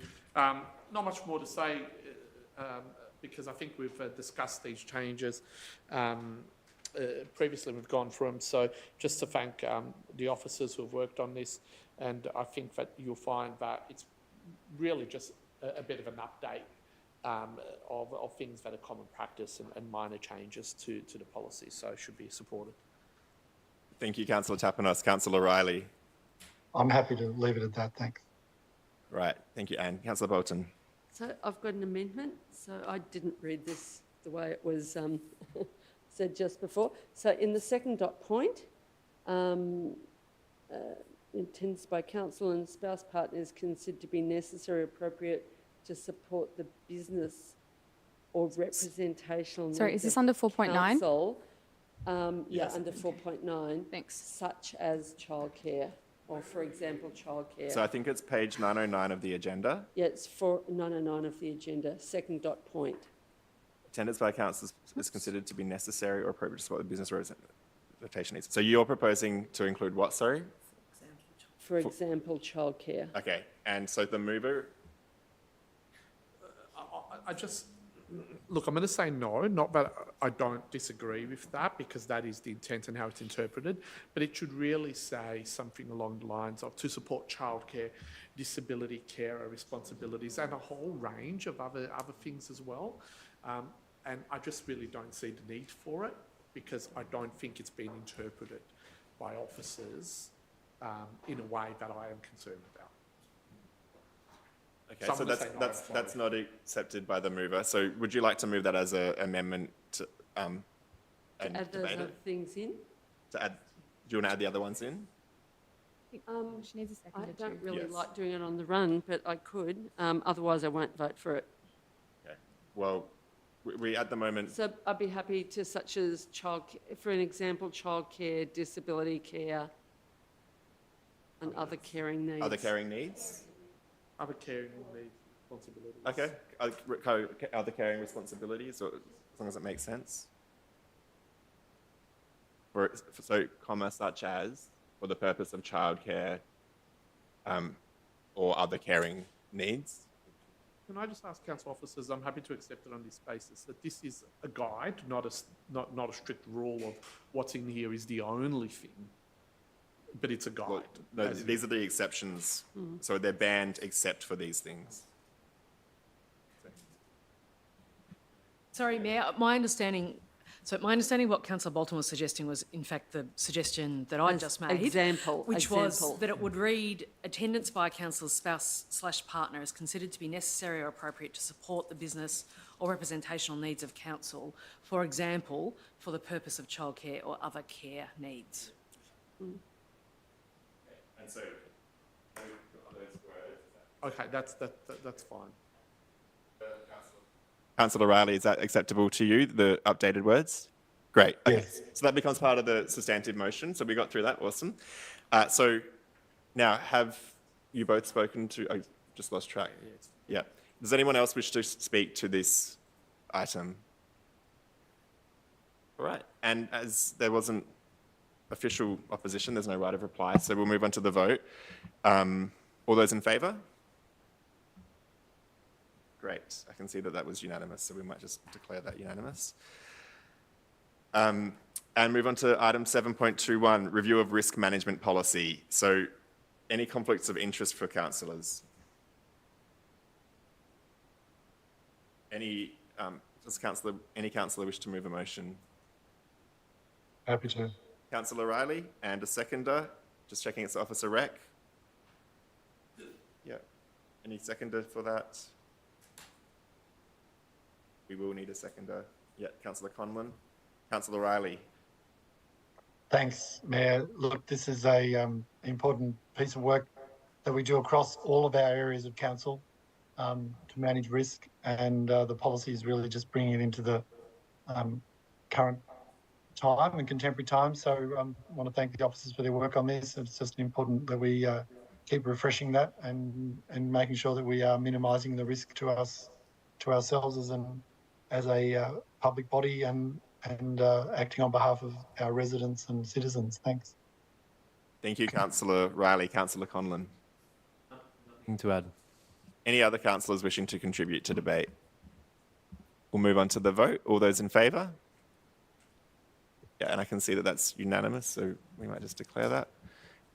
Move on to item 7.21. Sorry, point 22, sorry. Councillor appointments to portfolios, internal committees and advisory committees. So first, conflicts of interest. No, we'll move on to, anyone has a motion to move? Yeah, Councillor Panopoulos. I'm happy to move the most updated table that's been circulated. And I'll just note that Councillor Davidson had expressed that she wished to be as part of Sports and Rec and Women, if we can get that added to the table. So we might be best to just slowly, we'll slowly go through it just to make sure that councillors know what they're voting on, and that all of the blanks can be filled. So, Yeah, there we go. Okay. So let's just look at. So, sorry, just a technicality on that, councillors. I did add you, Councillor Hart, to the portfolio because the Arts Committee says it's the portfolio holders. So I think the way it works is you need to be both, from what my reading. It says it on the Arts Committee. I thought it said, sorry. Yeah, that's right. Back a little bit.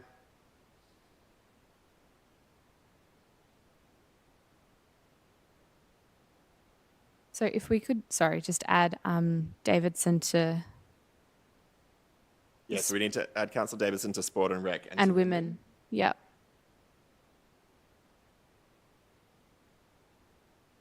All right. Can I also add myself to economic development portfolio? Yeah, so let's start with this one. So these are the councillors responsible for. So everybody just read wherever your name is or isn't. So Councillor Tapanos, you wanted to be added to economic development?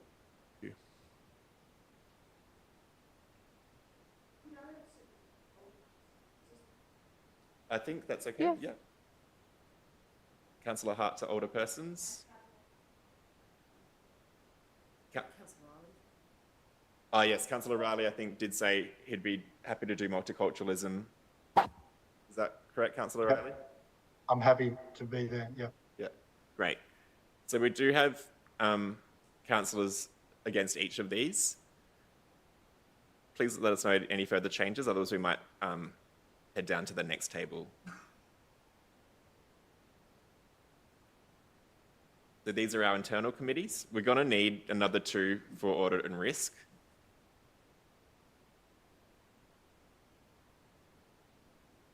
You're open to it, or you're thinking about it? Yes. Mayor, I just want to say that I've done. Mayor, I just want to say that I've done this for a number of years now. I think it's time I had a. That we had some fresh eyes on the audit. Okay. Yeah. Me too. So Councillor Hart has enthusiastically volunteered, and we need but we will need another councillor as well. So.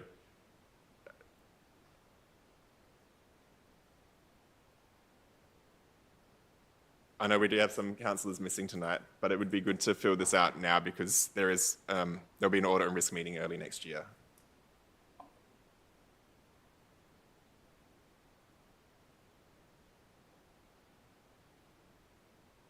We might have to appoint by. We could, but look, I'll be happy to put myself in there in the 3rd position, just as an interim if no other councillors are interested. But I'd be happy to be substituted out if one of the absent councillors expresses an interest. Right. Give him hope. So we have, if all councillors can just check they're happy with the names against those.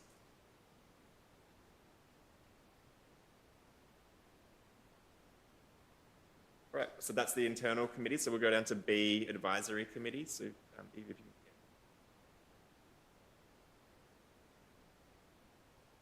So just noting that Councillor Bolton was co-chair of the First Nations Advisory Committee this previous year, and with the First Nations representative. Is that right, Councillor Bolton? You were co-chair. James and I were both co-chairs along with. Okay, cool. Alternated. Okay, cool. Okay. Should we maintain that practice and just have us 3 alternate?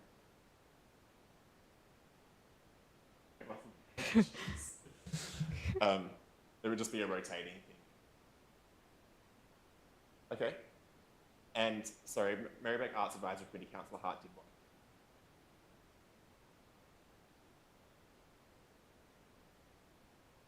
Councillor Tapanos. All right, so people were happy with the advisory committees, now into the reference.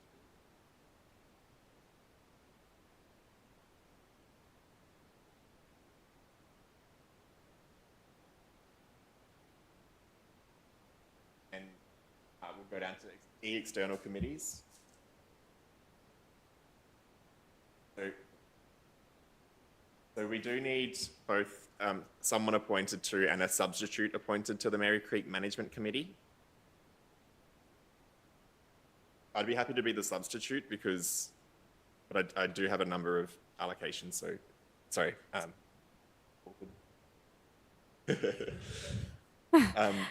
But does someone want to? How often and when do they meet? Well, Councillor Tapanos and Riley, you've been on this. You've been on it? Yeah. All right. Okay, Councillor Panopoulos. Okay. Right. Metropolitan Transport Forum, they meet Wednesday, I think it's the first Wednesday of every month, so it clashes with a briefing. I won't be able to do that anymore, but does anyone want to put themselves forward for MTF? Is it possible to nominate a council officer, considering we have a briefing? I think we do send council officers, so maybe we can. Is this one that we have to allocate? Do we need to allocate? Yeah, okay. I think we should allocate one, but noting that I had to, if there was a briefing on that I felt I couldn't miss, that was an apology to the MTF meeting. So we should allocate someone.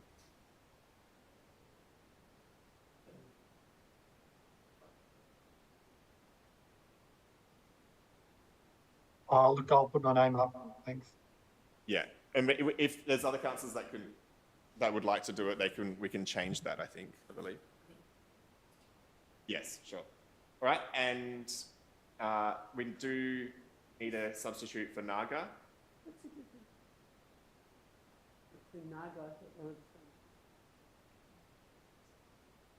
Yeah, Naga specifically climate, whereas Northern Council Alliance is a bit broader and they often do kind of public transport as well. But, no, I think that was separate actually. Yeah, so not the time for this. I could be a substitute. Okay. Northern Councils Alliance. Okay, great. So Councillor Bolton on Northern Councils, sorry, on the next one. The next one down. Yeah, and substitute for Naga for the Green. Yeah, so not for Naga, but for the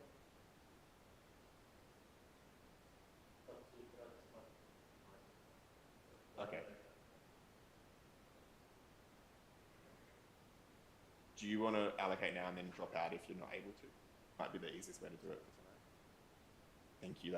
That's great. Okay. And people are happy with that? Does my name have Arts and culture? Yeah.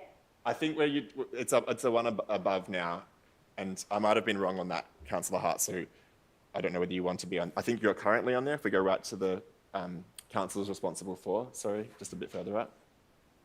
You are there at the moment. You happy with that? Yeah. Okay, great. Perfect. Okay, all good. Great. So. All right, I'm still moving that. More?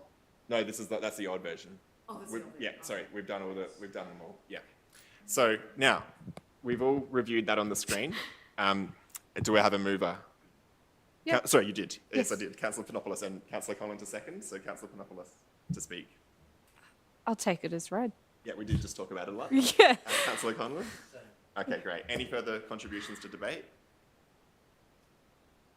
I just might make it clear if anyone's listening. Actually, just one thing. Sorry, Councillor Bolton? Added to the Coburg revitalisation Yeah. thingy. You should, yes. Yeah, you're on there. Yeah. There's, I think, 5 of us. Yeah. Yeah, great. So I might just speak before we go to vote, just in case there's people tuning in online. These are our allocations for our councillors responsible for and different internal and external committees. So each year we allocate that for the coming year. And us councillors have just discussed our interests and priorities and filled the gaps. So we'll move on to voting. All those in favour? Great. All, any against? I declare that carried. Item 7.23. Governance Report, December 2023 Cyclical Report. Yes, so Councillor Panopoulos. Sorry, any conflicts of interest to disclose on that one? Anyone to move? Councillor Panopoulos. Councillor Riley to second. Councillor Panopoulos. And I'll just make sure with the typo in dot point 6 addressed so that it reads Merri-bek Affordable Housing Action Plan. Thanks. Great, go ahead.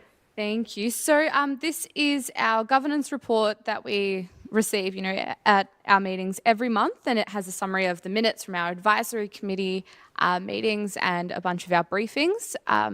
This particular bit is something that we don't always have, and that's endorsing a procedure for filling a position among the council nominated members on the Inner North Community Foundation. And this is a foundation that do some really great work across our municipality and a couple of the others in the Inner North. So this is quite exciting in terms of the detail there and looking at what will be coming out of that and looking at how we can continue to support the work of the Inner North Community Foundation.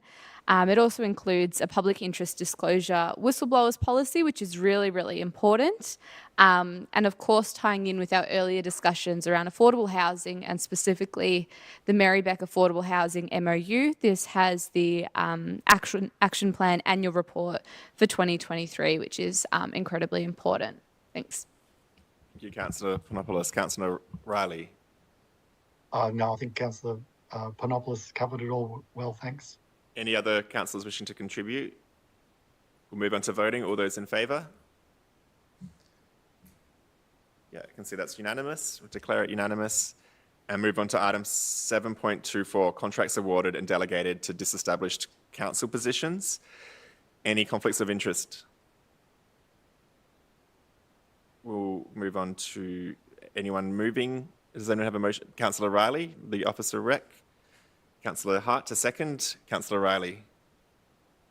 Yes, this is an important way of just tidying up a lot of changes in this area with relation to many of the delegated responsibilities and the changes within our own structures and so on. So it's a really important tidy up in that regard and just making sure that we're tracking our services and contracts there. So congratulate the officers on this work. Thanks. Thank you, Councillor Riley. Who did we have seconding? Sorry, Councillor Hart. Okay, thanks. All right. Any further councillors wish to debate? No. Move on to the votes. All those in favour? Yeah. You can see that's unanimous.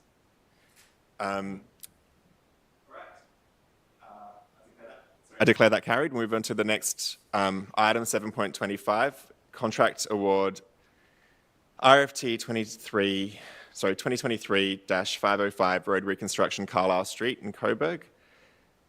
Firstly, any conflicts of interest? Anyone to move? Councillor Conlon.